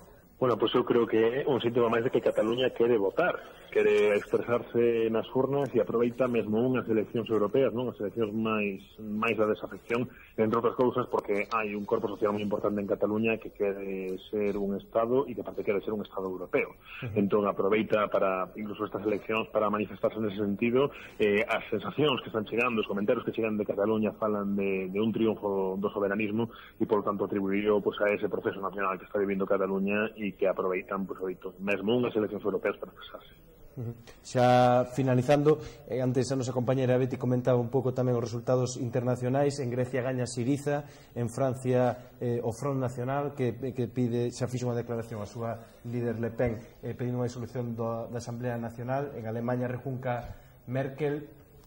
Que opinión che merece esta victoria, esta previsible victoria de Syriza en Grecia e o seu antitético en Francia? Bueno, pois pola banda de Grecia parece que finalmente ese discurso da coalición de Alexis Tsipras callou, que digamos que está conseguindo capitalizar de algún xeito ese malestar social dos recortes, da troika, etc. E despois, por outra banda, na Europa do Norte temos unha Europa máis de dereitas. Non sei se parafraseando a un líder político galego de querían dar unha lavazada a Hollande e se lles foi a man, ou se realmente é un síntoma máis grave. En todo caso, creo que temos unha Europa moito máis dereitizada e realmente o que me preocupa é que se está falando en termos de euroescepticismo cando que estamos, aunque deberíamos falar en termos de ultradereita, que eu creo, non? Que o que temos. Bueno, David, pois desexarvos moitos ánimos para seguir con ese programa. Igualmente a vos, que vai moi ben a noite. Veña, apertas, boa noite. Bueno, consideraba David Lombao un pouco na liña que ti comentabas antes, Antón, que tal e como se prevía, tal como se viña falando, pois que ao final en termos de participación que non hai nada que comentar. Hombre, o que hai que comentar é precisamente que a participación seña menor que o esperado e que, como acabo de ler nunha información en el diario.es, que as comunidades do Partido Popular son aquelas nas que a participación baixa máis, porque eso parece suxerir que hai a situación nos últimos 10 anos, se podemos un reponto histórico, digamos, era que o Partido Socialista tiña unha fidelidade de voto moi reducida e, sin embargo, o Partido Popular tiña unha fidelidade de voto rocosa do 80-90%. E nos últimos 2 anos esa fidelidade de voto do votante popular erosionouse. Agora creo que están os dous ao redor do 40%, non? De tal modo que se confirma o que en este momento estamos intuindo, veremos dentro de 10-15 minutos cales son os datos reais, pero pois podría suxerirse que se está producindo unha abstención importante no electorado popular e tamén se intuye que o Partido Socialista de outro modo vai a levar un certo golpe e desde logo outra vez falando de intuicións e de algúns de meses que os meus compañeros daban, pois a sorpresa sería Podemos. En Galicia, eu neste momento a dúbida que teño é onde queda o bloque, non? Porque todo isto tamén parece suxerir uns resultados ambiguos. A ver, unha cousa é o que vai sacar e outra cousa é que podemos intuir, non? O que se pode sacar. E outra cousa é o que se pode esperar que pode sacar o BNG. É dicir, nas eleccións europeas, se mal non me equivoco, de fai 5 anos, o bloque acadou en torno ao 9% dos votos, sin escisión, sin competidores, digamos, até certo punto no abanico da parroquia nacionalista, non? Da que o mellor de parroquia nacionalista para algúns quedalles grande, non? Entón, o lóxico é pensar que vai descender, non? Canto é o comprensible que poida baixar porque se dá esa situación? Home, o que quede por debaixo do 5% dos votos entendo que sería un mal resultado, e arriba do 6% pode ser un bon resultado para o BNG con esta participación, porque estamos falando de que eles mesmos aspiraban a quitar, creo, sobre 70.000 votos, non? É dicir, en torno a un 7%, porque estamos falando de 1 millón de persoas que van máis ou menos votar, non? Entón, eu creo que a mellor esos resultados os pode cumprir. E despois, se se confirma que Podemos realmente a revelación da noite, tanto na Galiza, que para mí sorpréndeme, non? Porque creo que ese campo ia quedar máis acotado por o non descenso do PSOE e por o tema de Ague, pois pon incluso en perigo o feito do que se daba por algo xa conseguido absolutamente, non? Que é o quinto escano para a Izquierda Unida, é dicir, a saída de Lidia Senra, non? Se Podemos obter unha boa representación a nivel de Estado e incluso se refrenda na Galiza, ao mellor a opción pola que optou Xosé Manuel Beiras pois foi unha opción errada, non? E se demostra pois dentro de uns minutos, pero evidentemente hasta que veñan os resultados nada está dito e compre esperar, non? Isto máis que un escrutinio parece casi un sorteo, non? As 11 sabes tal cual cale a situación. Bueno, imos agora falar con Betty, ou Betty vai falar con vos para adiantarnos os resultados de 2 concellos en concreto, de Bueu e de Ares, non, Betty? Exactamente, ahora como dis, aquí estamos cociñando un pouquiño os dados do que nos interesa nos Galiza. En Bueu O Partido Popular fíxose con 1.364 votos, o Bloque Nacionalista Galego con 716, o Partido Socialista de Galiza con 620, Izquierda Unida, a coligación onde se integra a Nova, con 463, Podemos, fala desde Podemos, de se está a sorprender ou non está a sorprender, en Bueu leva 336 votos e UPyD 119. Imos ao Concello de Ares, onde Podemos se sorprendeu, é a terceira forza máis votada, encabeza a listaxe o Partido Popular con 703 votos, seguido do Partido Socialista con 544, Podemos con 280, o BNG con 278 e a Alternativa Galega con 244. Sería a Esquerda Unida a coligación onde se integra a Nova Alternativa Galega. Moitas gracias, Betty. Non sei se siguen afondando un pouco nas hipótesis, non? Jesús María. Son resultados desconcertantes. Sí, efectivamente. Empezó a desconcertarnos, sí. Un poquinho, no, tampouco é demasiado desconcertante, polo menos para min, salvo a irrupción en escena de Podemos, que eu pensaba que sería máis limitada pois a sitios como Madrid ou, digamos, a unhas áreas, non sei, onde tiveran un poquinho máis de traballo ou de base. Haberá que ver, claro, é o de sempre, como se esquerda tamén Podemos agora todo eso, que falla, decir, porque realmente non ten organización de ningún tipo, entonces que é o que vai facer? Vai montar un partido, digamos, da nada, ben, perfecto, pero eso non é algo doado, e menos cando a xente xa ten unhas bases, sobre todo movéndose nun ámbito no que hai moitas outras forzas políticas. Quizás, como decían antes, o máis lóxico sería que se presentara xunto con Izquierda Unida. De feito, leía eu hai agora algúns tuits que estaban retuiteando de Izquierda Unida de Madrid, no que se falaba dos resultados da izquierda, poñendo entre aspas Izquierda Unida e Podemos, é dicir, propia Izquierda Unida xa lanzando este tipo de, efectivamente, asumindo como propios os resultados da plataforma Podemos, non? Entón, bueno, pois ben, eso dá unha mostra, digamos, de por onde vai por onde van os tiros, o que hai determinada parte de Izquierda Unida que considera que o voto de Podemos é un voto deles, digamos. A ver se vai ter razón Miguel Anxo, non? Porque neste caso a Alternativa Galega era, neste último concello, a Alternativa Galega era a forza con menos votos. Sí, pero estamos falando do Concello de Ares, onde o BNG ten unha forte implantación e onde a Nova e a Izquierda Unida pois teñen moi pouca presencia. E que estamos falando de Ferrolterra, que é onde realmente ten algún tipo de implantación Izquierda Unida, non? Onde ten algún tipo de implantación Esquerda Unida, que a comarca de Ferrolterra, que históricamente si tivo presenza con algo na cidade da Coruña desde fai pouco tempo, non? Entón, ao mellor os resultados tamén van obedecendo un pouco a carácter municipais, non? A determinadas dinámicas, non? O tema de internet pesa moito, e cada vez pesa máis, porque a opinión hoxe non a forman só os medios de comunicación.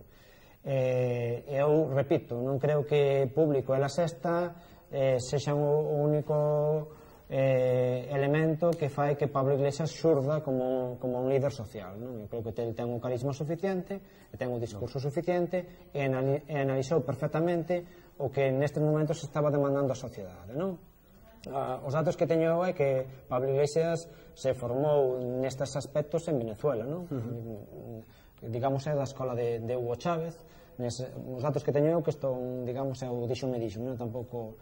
Sí, no, el é politólogo, pertence a unha Fundación CEPS, que ten traballado con diversos gobernos de América Latina, ademais desa tertulia, en principio en Teleca, a Televisión Comunitaria de Vallecas, La Tuerca, despois xa deu o salto a Canal 33, que era unha televisión autonómica con licencia, e eu penso xa que o definitivo, o gran salto ao público foi xa cando aparece La Sexta Noche, Mañanas 4. Claro, eu creo que despois non creo que todo este movimento é un movimento pensado, e el xa conforma un partido político, é dicir, inicialmente vai ser unha especie de rollo cidadán, pero ao final decidese decantarse pola creación dun partido político. Podemos ser un partido político que ten unha dinámica de funcionamento un pouco diferente a que teñen un partido político clásico. Entón, ele está realmente aventurouse a facer política dun xeito distinto e a comunicarse dun xeito distinto, e está tendo éxito, non? E o éxito de Podemos víase xa incluso antes de iniciarse a precampaña, porque non podemos pensar é que se ven a Santiago de Compostela Pablo Iglesias, que xa é sabido que vai ser candidato ás europeas e xunta 500 persoas nun mitin, pois que eso non se vai refrendar despois en resultados electorais, podrán ser máis ou menos. Ou se vai a Valladolid e xunta 2.000 persoas, eso silenciaron os medios de comunicación de masas. Entón non só foi, non conta só co tema de la sexta. El nestes momentos foi capaz de ler o que moita xente de esquerdas, moita xente quería, non? E despois hai unha cousa moi importante, remato xa, que é o 15M. A esquerda denostou por completo o movimento do 15M feito por mozos e por mozas, e Pablo Iglesias defendeu-nos xunto con outras persoas. Entón, ao final, se hai unha rebeldía da mocidade, habrá que estar atentos a esa rebeldía da mocidade, inda que non nos guste que esa rebeldía non veña cos parámetros exactos cos que nos movemos. Pois xa que estamos falando de Podemos, imos intentar falar con Paula Quinteiro, militante de Podemos de Vigo, si non me engano. Vamos a ver como valían eles, imagino que contentos, ¿no? con este resultado previsible. Boas noites, Paula. Sí, hola. Moi boas noites. Boas noites. Todo indica que Podemos vai ser unha das grandes sorpresas da noite. Sí, todo parece que temos un resultado moi bo. Estamos moi contentos, unha demostración de que pode facerse política dende abaixo, non? Aberta a toda a cidadanía, e parece que todo apunta a unha pequena fenda no bipartidismo. Non contabades con estes resultados xa nos últimos días, nas últimas horas, conforme se chegaba a data do 25 de maio? Non, eu creo que todas as expectativas que tiñamos eran moito máis baixas. Un eurodiputado xa nos parecía un éxito abrumador, xa que co pouco tempo que leva a iniciativa sería un resultado óptimo, e todo indica que os resultados oficiales van ser moito máis positivos. Perdémoste agora, Paula. Sigues aí? Sí, sigo. Sigues aí, Paula, a ver si podemos... Hola? Agora, Paula, agora te seguimos escoitando. Comentábamos aquí na mesa que moi probablemente, casi con toda a seguridade, esa figura de Pablo Iglesias, tan coñecida gracias aos medios de comunicación, hasta que punto pesou a súa figura? Eu creo que Pablo é un compañeiro imprescindible no proxecto, xa que evidentemente ata o momento Pablo é unha figura clave moito máis coñecida, non, no seu inicio que o propio proxecto de Podemos, pero eu creo que é importante seguir fortalecendo as estructuras colectivas, non, que o liderazgo se convirta nun liderazgo de todas e de todos os compañeiros. Eu creo que imos camiñando nesa liña e que pouco a pouco se pode dar o liderazgo múltiple que esperamos. Como vai xestionar Podemos este resultado? Porque é unha formación que apenas acaba de constituir, cun núcleo, polo menos o máis coñecido, bastante reducido. Como vai xestionar Podemos este resultado nos próximos días? Eu penso que temos que reflexionar, non? Que agora queda un período de reflexión para analizar os resultados que ningún de nós esperábamos. Temos que seguir fortalecendo o movimento de base. O fundamental é que para nós as eleccións son un paso máis de que deben ir vinculadas a loita nas rúas, a loita nos centros de traballo, a artillarse na cidade, non? Un pouco, eu creo que a liña de Podemos é a de seguir debatendo, construíndonos, creando redes de solidaridade, que realmente podamos combatir entre todas e todos estes ataques que estamos a sofrir. Xa para rematar, non sei se é moi cedo entrar nisto, pero imagino que xa coa ambición ou xa pondo a vista nas municipais do ano que ven.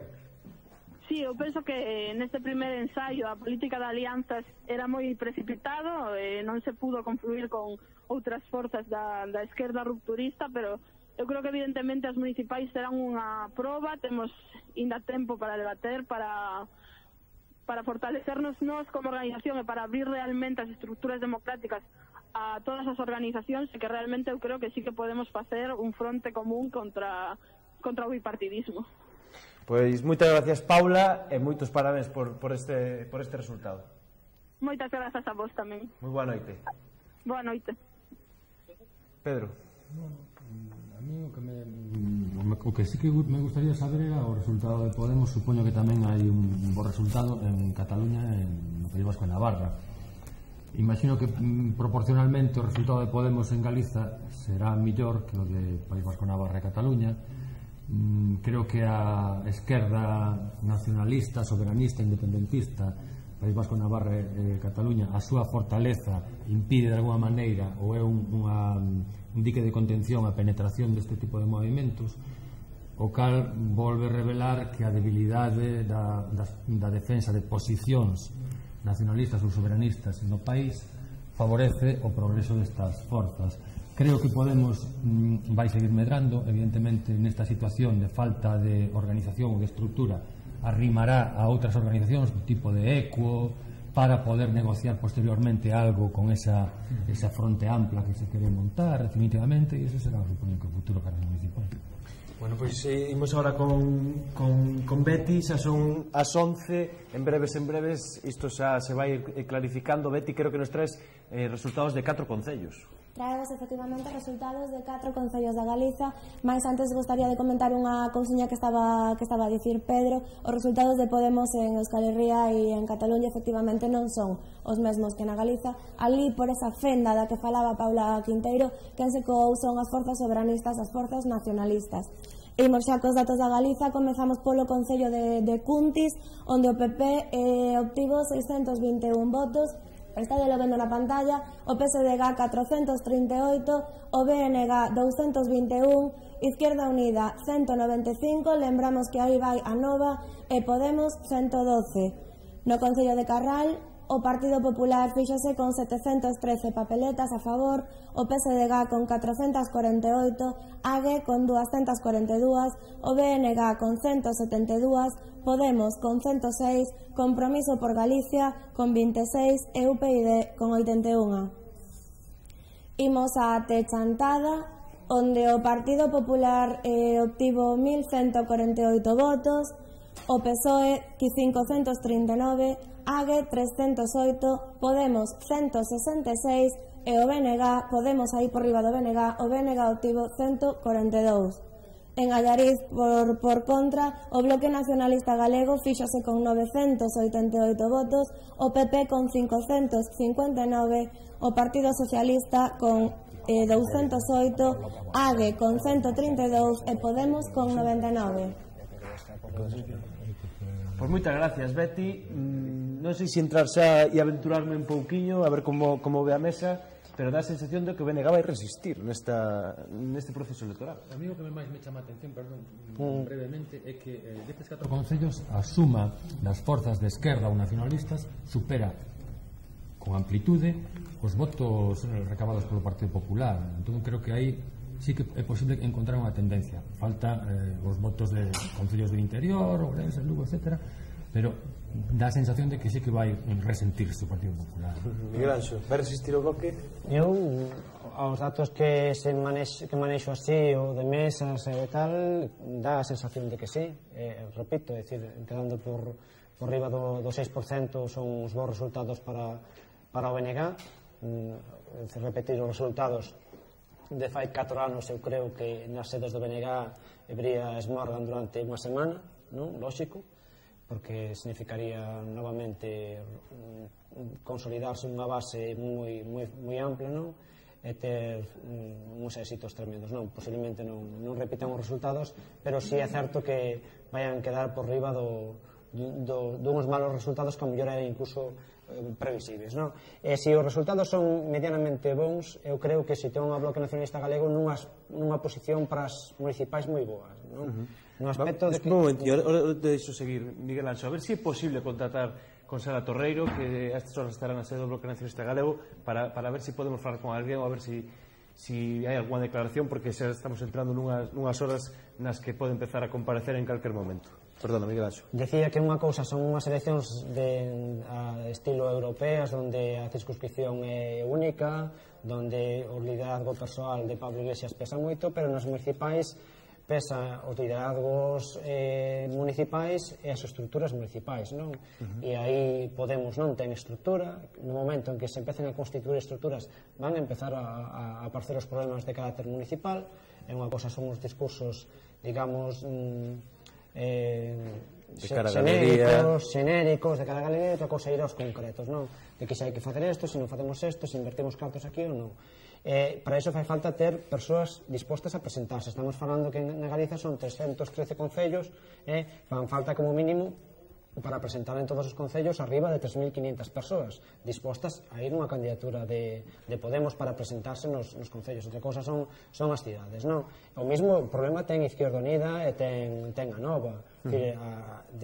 Das tres forzas que acabo de citar, de Podemos, de AGE e do Bloque, o que conta con máis estrutura nos concellos é o Bloque Nacionalista Galego, polo cal, si nestes momentos obtén uns resultados medianamente bons, sitúa o Bloque Nacionalista Galego nunha situación moi boa de cara ás municipais. José María? Sí, non, a mí o resultado destas eleccións e o que no futuro poda traer, falaba precisamente a representante de Podemos en Vigo, de que a primeira medida será fortalecer a organización. Falaba tamén antes Miguel Anxo precisamente da importancia de recoller, digamos, aquilo que foi o 15M, non? De como precisamente eu, nunha mezcla destas dúas cuestións que acabo de plantexar, precisamente eu creo que o problema do 15M estivo aí, como se organiza o 15M, porque hai xente de moi diversas, digamos, procedencias, non? De moi diversas inquietudes, e o problema é cando ti colles a toda esa xente e tratas de chegar a un acordo, de feito o 15M eu creo que se desactivou porque había un grupo que quería facerse, digamos, dar un salto á vida política, como partidariamente, que era a forma de entrar no xogo, e había outra parte que non estaba de acordo deso e querían seguir xogando ao marxe do que é a estrutura política actual partidaria, ben? Penso que aí vai estar o problema cando Podemos, quizás, que poida ser a heredeira ou a mellor representante dese movimento, tente de coller esa xente, sental e dicir, oigan, hai que organizarse. Aí é cando pode estar o problema. E por outro lado, outra visión que me dá isto, que repercusión pode ter isto na coalición AGRE, porque hasta agora, AGRE a suma, digamos, de Anova máis Izquierda Unida, que era algo, digamos, que estaba asentado, sin embargo, agora irrumpe con forza outra forza que é Podemos, que si ten outra concepción, quizáis, do que é a estrutura do Estado, e coa que pode que moita xente de Anova se sentise máis cómoda. Ben, pois é outra cuestión que seguramente asa que entre en xogo, non é unha novedade que vamos ter agora no panorama político, seguramente. Antón. Vamos a ver. Sí. Sobre o particular, con independencia dos resultados que hoxe houvese, eu opino que probablemente no ámbito do Bloque, de Anova e no ámbito do nacionalista probablemente se van a ver forzados a unha recomposición, non sei se entre un ano, 2 ou de 4, pero por argumentos que van moito máis longe da actual convocatoria electoral, ese é un terreno que está, en fin... Pero dilo en previsión dos resultados de hoxe? No, eso de modo previo. E a ver se me funciona este asunto, porque non estou vendo o país, entón dá unha posición de resultados. Queríos dar. Perdón. Avanza algo. Bueno, aquí atribuye o PP 16 diputados, o PSOE 14, a Esquerda 6, a Podemos 5, ao PIDE 4, o PNV... Desculpe un momento, Antón, porque Betty precisamente agora está con iso. Imos dar os resultados do Estado, no Estado español. Betty. Sí, Antón, desculpa a interrupción, pero temos aquí cociñadiños os datos a nivel estatal. Empezamos polo final. O BNG ten 78.000 votos, por volta de 78.000 votos. Lembramos que en 2009 eran 103.724, esas 103.724 voces silenciadas que denunciaba a propia organización, pois agora fican con 78.000 votos. Obterían a coligación Os Povos Deciden, onde se integra o BNG, canda EH Bildu, un escano no Parlamento Europeo. E agora xa de máis a menos, 16 escanos para o Partido Popular, 14 escanos para o Partido Socialista, 6 escanos para a Izquierda Unida, 5 escanos para Podemos, 4 escanos para a Unión Progreso e Democracia, 3 escanos para a Coalición por Europa, onde se integra Compromiso por Galicia, 2 escanos para a Europa polo Dereito a Decidir, onde se integra Esquerda Republicana, 2 escanos para Ciutadans e un escano para a Primavera Europea, onde se integra, por exemplo, Equo. Aure, non sei se Borsell ven de orientación para continuar co debate. Pois sí, un pouco de Podemos xa viñamos falando, que a pesar de que Podemos saca 5, sí que saca ese sexto, que había quen puña un pouco en causa ese quinto posto da lista de Izquierda Unida onde estaba situada Lidia Senra, asegura desde logo ese quinto posto, e eu despois de escoitar o dato do BNG non sei que impresión vos dá a vos, pero creo que BNG se resiste de que maneira, máxime despois do que aconteceu hai pouco, non? Do que foi a campaña en sí, había moitos anos que o BNG non puña a funcionar da maneira en que se puso a funcionar o que se ven denominando a estrutura, a organización, a musculatura, é dicir, a base. E estas eleccións o que demostraron foi que a base do BNG, ademais de demostrar cohesión, demostrou un elevado nivel de compromiso, de traballo e de esforzo. Entrando un pouco no que se falou anteriormente, iso é o principal capital que pode situar o BNG en mellor posición para, con eses resultados que demostran evidentemente que resisteu e que contribuiu decisivamente, posiblemente, a alcanzar ese escano, con estes resultados e con esa musculatura ou esa organización se encontra si efectivamente hai esa reflexión, esa reformulación, digamos, que das mensaxes, da comunicación e da estrategia en unhas circunstancias excepcionais para afrontar os comicios municipais ou calquera outros comicios que se poñan por diante. Por outro lado, a min, recoñecendo efectivamente a sorpresa de Podemos, relativizaría, non lle daría máis voltas efectivamente, porque eu creo que no país, en Galiza, Podemos se coloca como quinta forza, que é un posto importante, calculo que non superará nin a Nova nin o BNG, pero sí que efectivamente unha sorpresa, pero relativizando é un quinto posto que, bueno, cada os 5 escanos acadados a nivel de Estado son notorios, non? Pero bueno. Eu acentuaría os datos, o que acentuaría é que baixaba o Partido Socialista e o Partido Popular é moitísimo máis notorio do que todas as enquisas daban, se non me equivoco, non? E, por tanto, o bipartidismo efectivamente se encontra con unha pedra no zapato que ata o momento non tiña, non? E isto augura unha fragmentación do mapa electoral. Isto é un primeiro aviso serio, xa. Isto é moi serio. Entón, isto, efectivamente, isto nos sitúa xa nun hiperescenario político que é moi diferente, moito máis do que se podía prever hai unha semana, non? Donde a campaña baixa que decíamos ao comezo deste programa pues, estaba pensada para que, digamos, os datos se conformaran de un modo máis similar ao que as últimas eleccións. Non foi así. O que incluso perdendo votos a porcentaxe mantiveras. Exactamente, esa era un pouco a idea, non? A intención, o argumento. E non foi así. É dicir, a fragmentación o descenso do Partido Socialista e do Partido Popular é moi grande, a fragmentación do lado político enorme. E entón, isto plantea moitos problemas, un deles os que vinculados ao nacionalismo galego, pero no escenario catalán, no escenario vasco, isto fai que España, que estaba, digamos, conxelada por unha especie de política propia de restauración, digamos, de ter a cousa baixo o control, eu creo que se vai haber obrigado as élites a certa, en fin, a replantearse algunhas cousas, creo. Miguel Anxo. Sí, ao final o BNG resiste ben. Eu xa decía que eles creo que manexaban a cifra de 70.000 votos para poder compartir un escano, van compartir ese escano cos vascos, e entón eu creo que, digamos, examen superado, non? Outra cousa é que terán que seguir afinando no que é o achegamento á cidadanía e ser capaces de interpretar que ao mellor hai veces que a cidadanía, que o povo se expresa de xeitos distintos ao que nos gusta, non? E que hai que aceptar. É dicir, o BNG eu creo que ten que ser capaz de aceptar que o povo galego é moi plural e que o nacionalismo incluso se expresa de xeitos moi diversos, non? E o que creo que compre é rematar dunha vez por todos coa guerra esta que existe entre dentro do que é a esquerda, dentro do que é o nacionalismo. Pódense dicer as cousas á cara con toda a sinceridade, pero tampouco fai falta andarse faltando o respeto, non? Eu creo que ese, digamos, é a asignatura pendente que ten non só o BNG, senón a esquerda dentro de Galiza para os próximos meses, para os próximos anos, non? Pero eu estou moi á espera dos resultados, non? Porque se o BNG resiste, aparece en escena Podemos coa forza que aparece, quen as paga, non? Porque alguén ten que pagalas, no valor relativo. Non sei se ese resultado vai pagar ao final o PSOE ou se o vai pagar AGE, non? Podemos converterse en cuarta forza, eso evidentemente son moitos votos, non? Son moitos votos, habrá que facer lecturas, non? É unha alegría que Izquierda Unida saque o sexto, sobre todo porque sale o quinto, non? E iso quer dicer que Lidia Senra vai estar no Parlamento.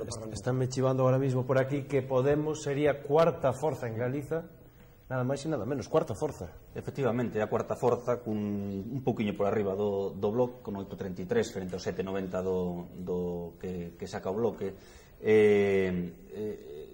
Quizáis, evidentemente, estuvo agora xa analizando os resultados de aquí, de Galicia. Sí, a ver se podemos facer un repaso con Betty enseguida e que por eso non quería adiantarme a Betty, que vexo que está aí facendo o seu traballo moi tal, e non quería adiantarme por eso, pero bueno, sí que a veces pois coñecéndose é complicado, non? Calalos. Bueno, entón, únicamente por non pisalos, pois sí que me chama a atención ou sí que é relevante a baixada do PSOE, que se queda con 21,73% do total dos votos. Por exemplo, somente as dúas forzas, que son a terceira e a cuarta, que son AGE e Podemos, suman o 18%, máis do 18%, casi o 19%. É dicir, que Podemos máis Izquierda Unida... Efectivamente, Podemos máis Izquierda Unida, ou máis AGE, neste caso aquí, que era a lista que se presentaba, efectivamente, están sumando prácticamente o 19%. É dicir, casi tanta forza ten agora mesmo AGE e Podemos como o PSOE, como Partido Socialista en Galicia, cual é un dato que a min sí que me sorprende moito. Pois sí, desde logo que sí, pois agora xa vai chegar Betty con todos esos datos. Volvo a repetir a ver se podemos falar con algúns protagonistas nas sedes, con Sara Torreiro ou coa sede de AGE, con Martiño Noriega, bueno, cos protagonistas da xornada. Pedro. A mí o que me resulta chamativo é que a irrupción de Podemos posiblemente, penso agora, responda a unha movilización de un voto electoral, dun voto que normalmente non está presente nas eleccións, que é o voto descontento, o voto que falaba Miguel Anxo antes de procedente posiblemente dos movimentos cívicos do 15M, etc., que tradicionalmente un voto ausente nas eleccións, que alimenta abstencionismo.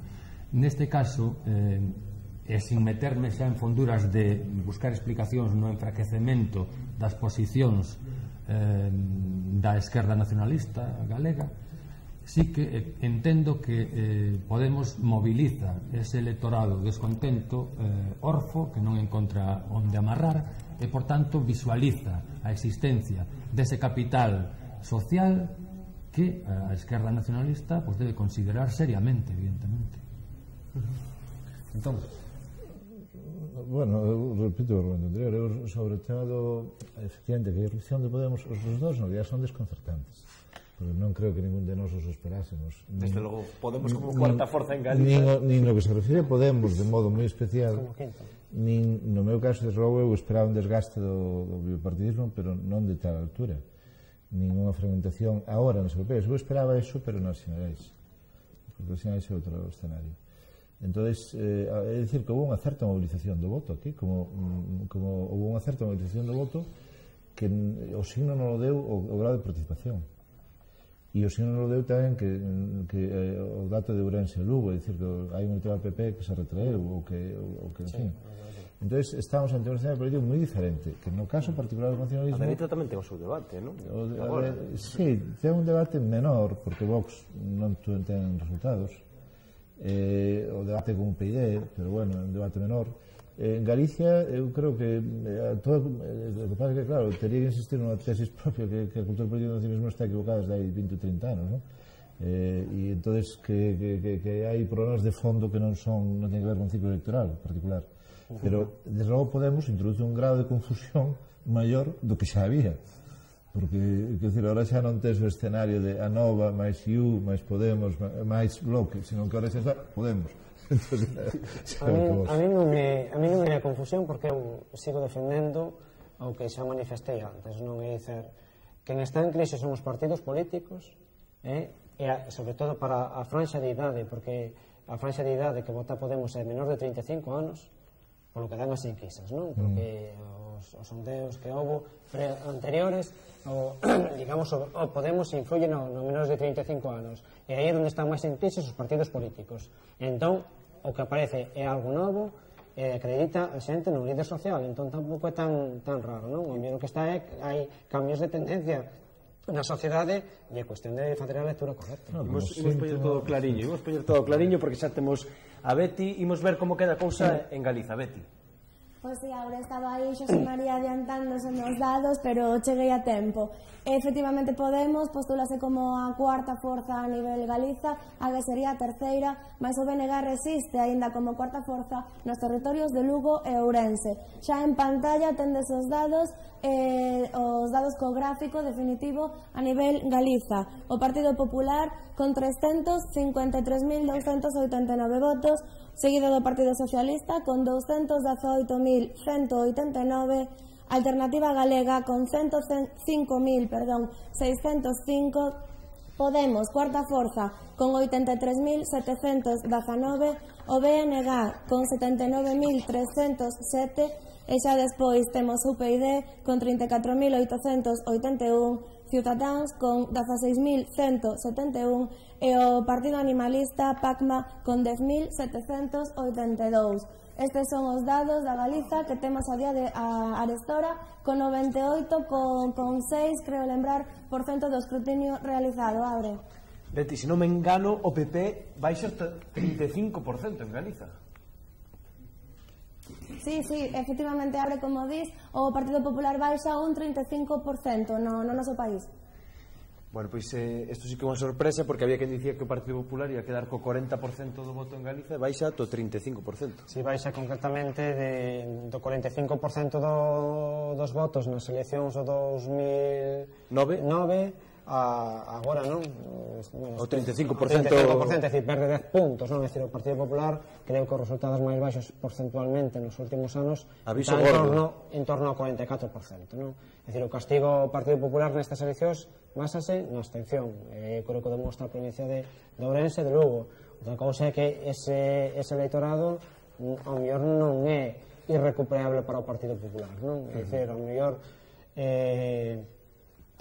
para o Partido Popular dicer que nestas eleccións quitan os malos resultados tamén o pode argumentar que dada a baixa participación por eso quitou malos resultados. Hai un castigo ás súas políticas, é evidente, e a gran noticia da noite é evidente que o Partido Popular queda por debaixo do 36% dos votos emitidos e eso é evidentemente para tirar foguetes. Eu creo de todas formas que hai unha parte na análise que desconhecemos que son os votos de Vox e de cal é a outra? UPyD. UPyD ten 34.000, Vox debe ter andar 6.000 ou 10.000, non o sei, 40 ou 50.000 votos, que serían en torno a 400 e pico mil votos os que conseguiría o PP. De todas formas, non chega a alcanzar os casi 480.000 votos que mobilizou a esquerda, digamos, o sumatorio de PSOE, AG, Podemos e BNG, que alcanza casi 500.000 de votos entre os 353 do PP. Efectivamente, hai un aviso serio,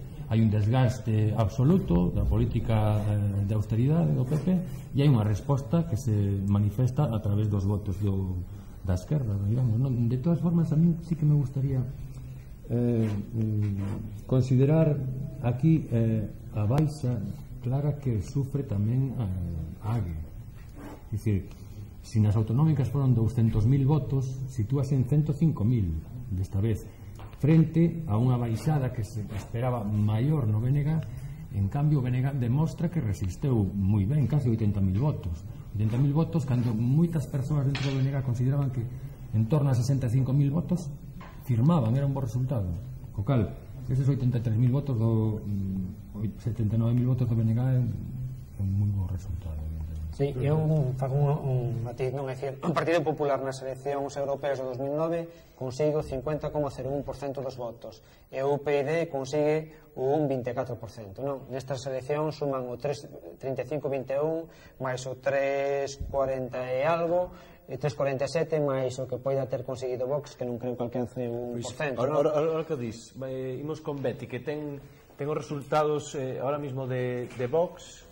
Creo que así, Betty, que tes os resultados de Vox, non? Sí, está Pedro, está a mesa pedindo o dato de Vox, nós temos o dato, son 7.711 votos, o 0,68%, Aure. Estamos falando de Galiza, evidentemente. Estamos falando de Galiza, dos datos da Galiza, efectivamente. casi máis de 40.000 votos que se le escapan ao PP pola dereita. Sí, pero o 35-21 máis o 3,4 máis eso, ponse por debaixo do 39% dos votos, significa que baixa 10 puntos, non? 10 puntos o que baixa o Partido Popular, baixa 10 puntos, baixa do 50,1% a suma da dereita ao 51% que sumaba o Partido Popular e o UPyD, ao 39 escaso que suman agora, evidentemente. A derrota esta do PP. Eu si quixera sublinhar unha cousa, porque fíxate que antes estábamos comentando que a todos nos daba a impresión de que a abstención, a máis alta abstención en Ourense e Lugo iba en detrimento do Partido Popular. Estaba agora analizando os datos rapidamente e temos con que as caídas máis grandes se dan precisamente nas provincias de Coruña e Pontevedra, é dicir, en Lugo e Ourense non saíron tan perxudicados. Na Coruña e Pontevedra teñen un descenso do 16% aproximadamente en cada unha das dúas provincias, mentras que en Lugo e Ourense tamén moi parecido, baixan somente o 10%, é dicir, resulta curioso que siguen tendo aí ese voto e que non a abstención nesas provincias non perxudicou especialmente ao Partido Popular. E logo o que sí que vemos, preguntábamos antes que de onde sacaba os votos Podemos. Pois ben, eu creo que de aquí xa podemos empezar a tirar alguna conclusión rápida, porque non temos tampouco datos para meternos máis a fondo, pero de que efectivamente AG cedeu un gran número de votos a favor de Podemos. E a favor do bloque, previsiblemente, non? Sí, previsiblemente. Creo que previsiblemente. Eu estaba facendo aquí unha serie de unhas titulares xa, non? Casi anotaba PP gran perdedor da noite en Galiza, Podemos sorpresa, BNG resistre, AG retrocede e tamén o PSDG parece que se queda como estaba, casi. Se non me engano eu, polos datos. Non, o PSDG baixa... Se non lo confirma Betty, se non perde. Baixa do 35,29% ao 21,73%. Perdón. Baixa 14 puntos. Baixa moitísimo. Baixa 14 puntos. Máis que baixa o Partido Popular, que é onde se nutre Podemos, non? Principalmente. Ahora, isto plantea un problema que eu planteo. Si ahora nós nos estamos alegrando do descenso do Partido Popular, e alegro tamén. Pero, claro, en Galicia, igual que en España, hai un problema da credibilidade da alternativa, non? Da alternativa PP e da alternativa PSOE. Cousa que xa temos falado nesta mesa. No caso de Galicia, que hai o problema da credibilidade da alternativa ao PP, que non pode senón ir composta pola suma de todos os demais, porque non hai maneira humana de facer de outra maneira, non?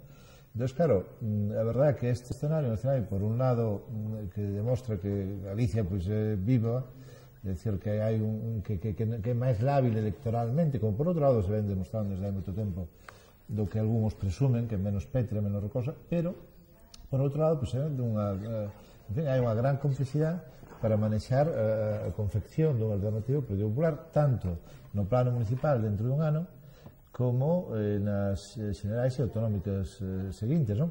E outra vez habería que volver a ver un chamado a responsabilidade de todos, do Partido Socialista, de AGE, de Bloque, de Podemos agora, de que enseña, pois para que se senten nunha mesa, que ceen un par de días e que argallen algo con sentido que aos demais nos parezca razonable, vale? Desde logo, este resultado do PP, vamos, fai que todos teñamos que, todas estas forzas teñan que repensar, non? A un ano das municipais. Imos intentar conectar con Sara Torreiro, que está na sede do Bloque Nacionalista Galego, para ver que nos conte como están os ánimos por ali e a ver si xa temos algún tipo de comunicación.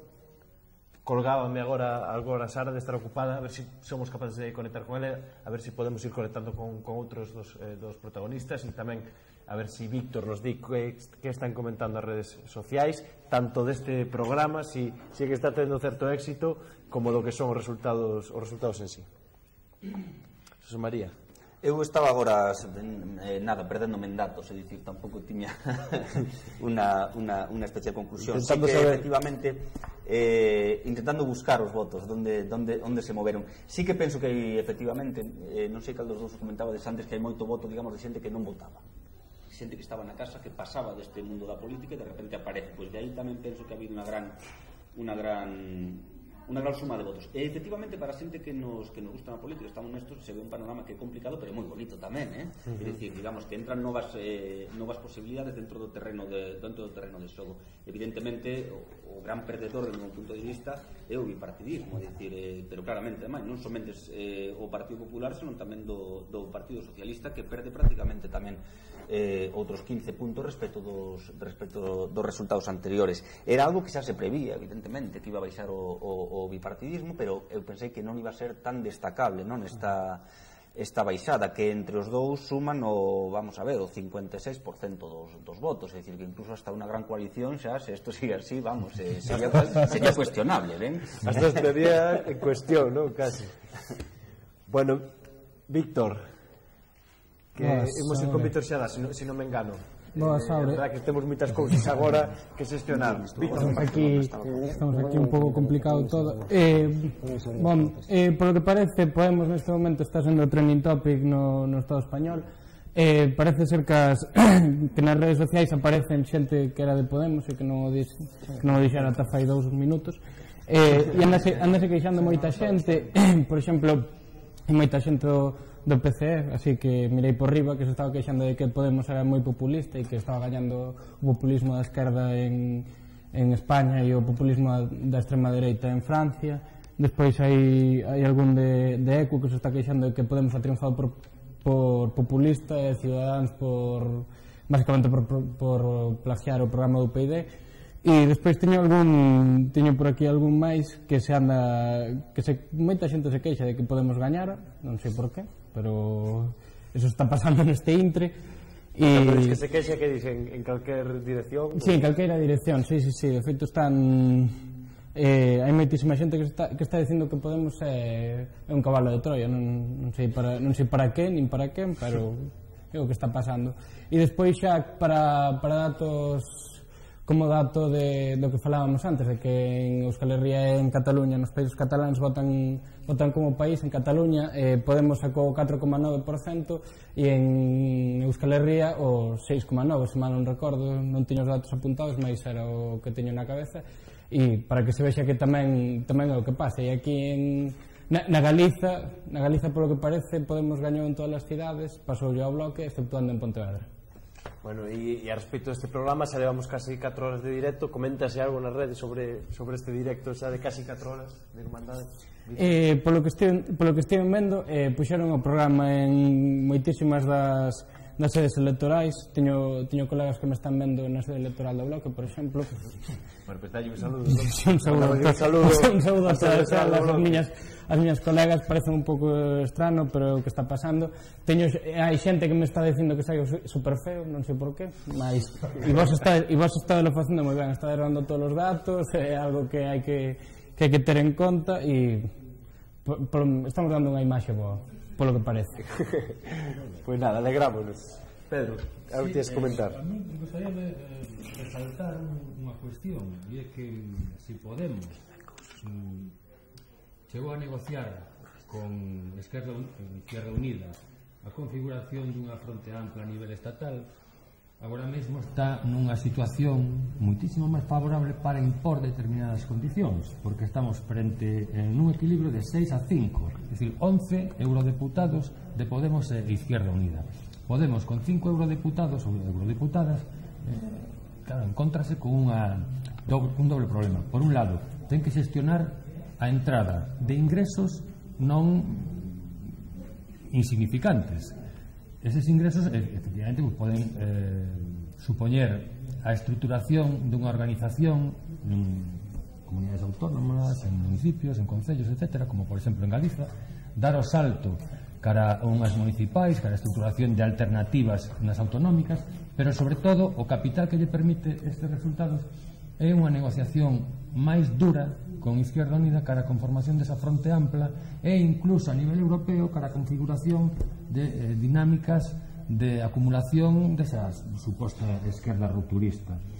E a nivel galego, pues, a verdad que a nivel galego isto supoño que rompe claramente coas dinámicas cíclicas que en partidos chamados a ser a alternancia do PP, é dicir, BNG, PSOE, esas dinámicas cíclicas de construcción de liderados, desgaste, sustitución, construcción de liderados, que nos que está ausente unha dinámica de avance, de fases lineais, non? Entonces eu creo que Podemos ahora mismo, pues efectivamente pode representar un soplo de aire fresco nese sentido, que ten que obrigar de maneira inevitable a recompoñer, a reconsiderar e a reformular as posicións. Entón, a verdade, en este momento non ocorre nada que non, Pedro, eu creo que os datos son, se houbera que fazer a recapitulación, hai unha transformación do mapa electoral, do mapa político en España. Non hai que perder vista. Por tanto, a partir de mañá, o ciclo que se abre é novo. Isto é o primeiro punto. A fragmentación do mapa político non é algo que vai a suceder, como tal vez está previsto nos organigramas dentro de 2 anos, senón que desde xa. E iso, naturalmente, ten outras concomitantes, a concomitante catalana, en primeiro lugar, porque hai previsto un referéndum dentro de uns, en fin, dentro de uns meses, e naturalmente, pois, o éxito da Esquerra Republicana de Cataluña e o éxito das opcións catalanas, pois tamén nun mapa de fragmentación electoral español, pois adquire outro significado, non? Adquire mellor posición relativa, digamos. Adquire mellor posición relativa, outro marxen de negociación, non?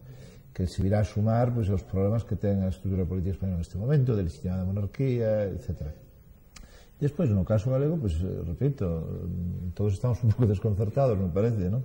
Sí. Pola irrupción de Podemos, e, efectivamente, como acaba de dicir Pedro, o dato é que isto obliga a unha recomposición, porque resulta que ali onde sempre había, pois, o PP e o PSOE e o Bloque, que se supoñía que eran a alternativa, non? Os que tenían que configurar un goberno alternativo, resulta que onde había 2, pois agora hai 4, non?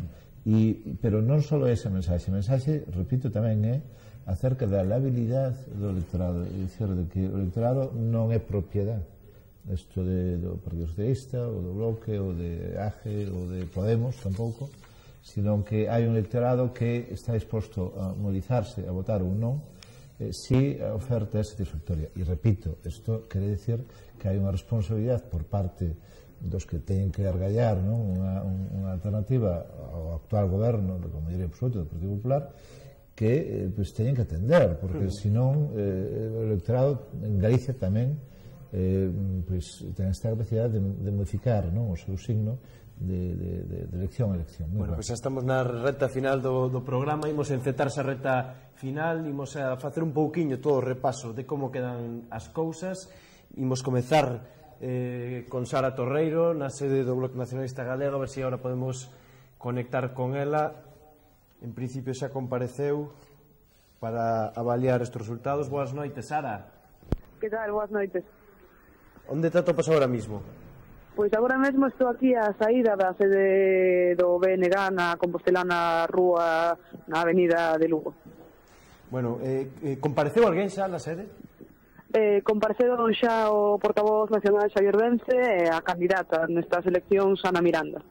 Bueno, cal foi a principal mensaxe, a principal valoración que fixeron destes 78.000 votos?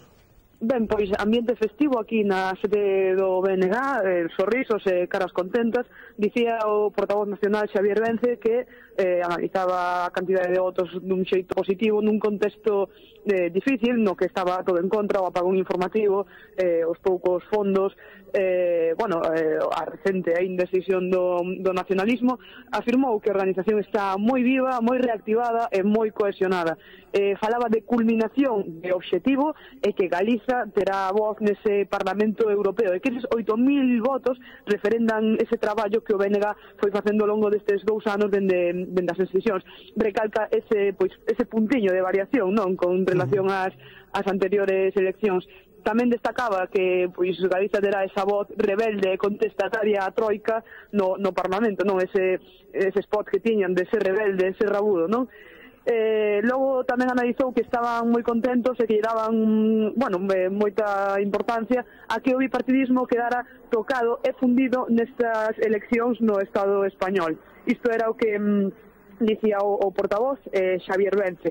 Logo foi o turno da candidata, de Ana Miranda, que quixo antes que nada mandar un saúdo a todos os militantes e simpatizantes do Bloque Nacionalista Galego e acordouse tamén dos excluídos, xente en risco de exclusión do país. Dixo que boa noite aos que sinten que temos patria porque temos a nosa estrela para levar a Europa. Todo isto dicía que a estreleira levantada na man, unha estrela vermella. Sorrisos e caras contentas na sede do Bloque. Vamos, que contentos, non, con este resultado. Semellaba que sí, que estaban contentos, sí. Bueno, pois Sara, moitas gracias polo teu traballo hoxe. Parece que as cousas así que no plató foron ben, parece que a emisión se veu ben, fomos capaces de facer as conexións. Moitas gracias e a ver si tomamos algo nun rato. Correcto, unha aperta forte. Veña, unha aperta. Veña. Bueno, pois como parecía evidente, satisfacción, non? Nesa sede, nesas mensaxes un pouco coincidentes coas análises que facíamos aquí. Non entendo por qué, pero bueno, non entendo por un motivo moi obvio, non? Que nos últimos anos realmente hai dúas opcións, a de Esquerda Unida, non? E a de Podemos ahora, que realmente están convalidando que o campo nacionalista se está estreitando. E como o CIS afirma, desde mediados dos 90. Entón, que, repito este argumento, hai un problema de cultura política, hai un problema de oferta política, hai un problema de... En fin, non é o día hoxe, non? Pero creo que esa mensaxe pues, tamén deberían de recapacitar sobre ela. Bueno, Antón, pois entón emplazoche para o martes xa. Emplazoche para o martes. Que ademais me dixo Meluxilde que viño o martes. Que xa non podía vir, pero que o martes. Xa para ir fechando. Que ven Betty, nos dá os datos de como queda todo e imos para casa que xa son 4 horazas.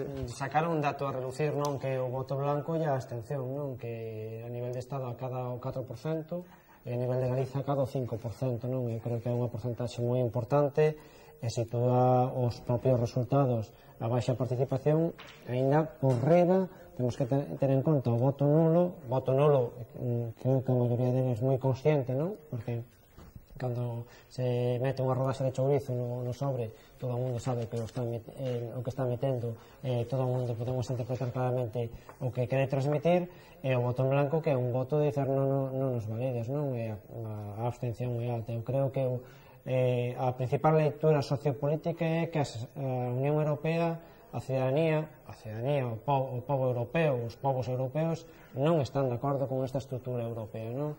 E despois, a respecto das alegrías do BNG, eu entendo perfectamente que estén relativamente contentos porque veñen de pasar unha escisión fainada donde parecía que prácticamente ían cara ao abismo da desaparición e nestes momentos aguantan, baixa un pouco máis dun punto, non?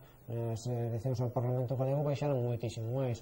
Eu creo que é para estar satisfactorios. Outra cousa é que o país dá o que dá e o país tamén se expresa con o nacionalismo deste país, o carácter diferencial deste país tamén se expresa de xeitos moi diferentes, non? E a veces as organizacións políticas son capaces de acertar e representar a amplios sectores da sociedade e outras veces non son capaces de representar a amplios sectores da sociedade. Eu hoxe non votei BNG, pero alégrome que o nacionalismo teña unha boa representación. Evidentemente tampouco votei outra forza política que sexa federalista. Votei nulo porque estou en contra da Unión Europea, non, pero alégrome profundamente que o Bloque Nacionalista Galego teña esa representación, igual que me alegro que Lidia estea no Europarlamento. Eu creo que son xeitos de que se exprese o nacionalismo e todos son benvidos e todos temos que aceitalos. O mellor partindo de aceitar a pluralidade ideolóxica nacionalista de esquerda neste país somos capaces de entenderlos. Enormemente Ana Miranda me parece unha estupenda candidata este no Parlamento Europeo e creo que efectivamente é importante que o Bloque aguantase e que a nova teña bons resultados porque efectivamente o nacionalismo é un proxecto de modernización. Ora, o problema está en que de Galicia, o problema é que este proxecto de modernización ten que saber formularse en términos máis acertados. Esta é a cuestión. Eso é certo. Susana María, para fechar, rimos con Betty xa... Bueno, pois nada, un poquinho xa casi resumindo o que deu de si estes resultados, pois que foi basicamente eso, pois os titulares que leías antes, non? O bipartidismo que digamos que leva un golpe máis forte do que en sí tiñan previsto, o Bloque que efectivamente consigue manter o tipo, claro, sempre cando teñamos en conta que parece que esperaban un golpe maior que o que sufriron, e que a candidatura de Ague parece que cede parte do seu electorado a favor desta nova forza Podemos que irrumpe, digamos, no panorama galego e que abre agora moito máis o xogo. 30 segundos, Pedro. Sí, simplemente decir que non nos enganemos. Esta competición, que foi unha competición na que algunhas alternativas tiñan o vento a favor, outras non só tiñan o vento en contra, sino que a armadura que vestían era unha armadura confeccionada desde entornos alleos interesados en precisamente poñerlle pexas ao BNG. O BNG resisteu e agora mesmo é unha organización con unha musculatura e con unha arquitectura interna fortísima. Eu creo que está en disposición, reformulando o que haxa que reformular, de baterse en lides peores aínda que esta. Bueno, Betty, pois xa para finalizar, a ver si nos contas como queda definitivamente a situación. Sí, agora contovos, comezamos polo gráfico, tendes na pantalla o gráfico cos resultados a nivel estatal, onde o Partido Popular queda con 16 escanos, perde, como decíades antes, o 35% dos votos na Galiza. O PSOE queda con 14 escanos, a Esquerda Plural con 6, Podemos con 5, Unión Progreso e Democracia con 4, Coalición por Europa con 3, aí integrase Compromiso por Galicia, Esquerra Republicana con 2, Ciudadanos con 2 e Os Povos Deciden, onde se integra o BNG con 1, ao igual que Primavera Europea, onde se integra ECUO con 1 tamén. Tendes agora os dados da Galiza na pantalla, despedímonos con eles, así para resumir, o PP perde o 35% dos votos, Podemos sitúase como a cuarta forza, o BNG resiste como cuarta forza únicamente nos territorios de Ourense e Lugo. Estes son os dados, téndelos agora así na pantalla. Aure, despedímonos con eles. Pois moitísimas gracias, Betty, tamén moitísimas gracias a Víctor, a mesa, aos 4 por estar aquí hoxe, e tamén a todo o equipo técnico que estivo aí detrás, a Fabián, a Nano, a Carol, a toda a xente que colaborou ben facendo gráficos, a Javi, a Mateo, a Saquín, etc. Moitísimos, espero non esquecerme de ninguén, que despois sempre me matades, pero a verdade é que estamos inmensamente contentos de poder ter feito este programa, de leválo adiante, de facer casi 4 horas de directo, de poder facer esas conexións exteriores, e era o noso reto máis importante. Apenas cando vamos a cumprir un ano en breve será o noso reto máis importante, penso, polo menos desde esta mesa, despois haberá que ver, pero desde esta mesa penso que o cumplimos con nota. Os titulares da xornada un pouco os daba Betty: o bipartidismo é o gran perdedor, Podemos a gran sorpresa, o Bloque resiste, Ague retrocede e o PSDG tamén non foi capaz de resistir. Isto foi o que deu de sí. Agardamos-vos como cada martes no debate de Irmandade TV ás 10 menos 10 da noite. Avaliaremos o que deu de sí toda esta xornada electoral e a ver se comeza xa ese crowdfunding. Animámonos a que colaboredes na medida das vosas posibilidades, a que aportedes para que este proxecto poda seguir medrando, podamos profesionalizar dunha vez por todas este medio de comunicación polo que merece a pena apostar. Nada máis, que pasedes unha moi boa noite e que teñades unha moi boa semana.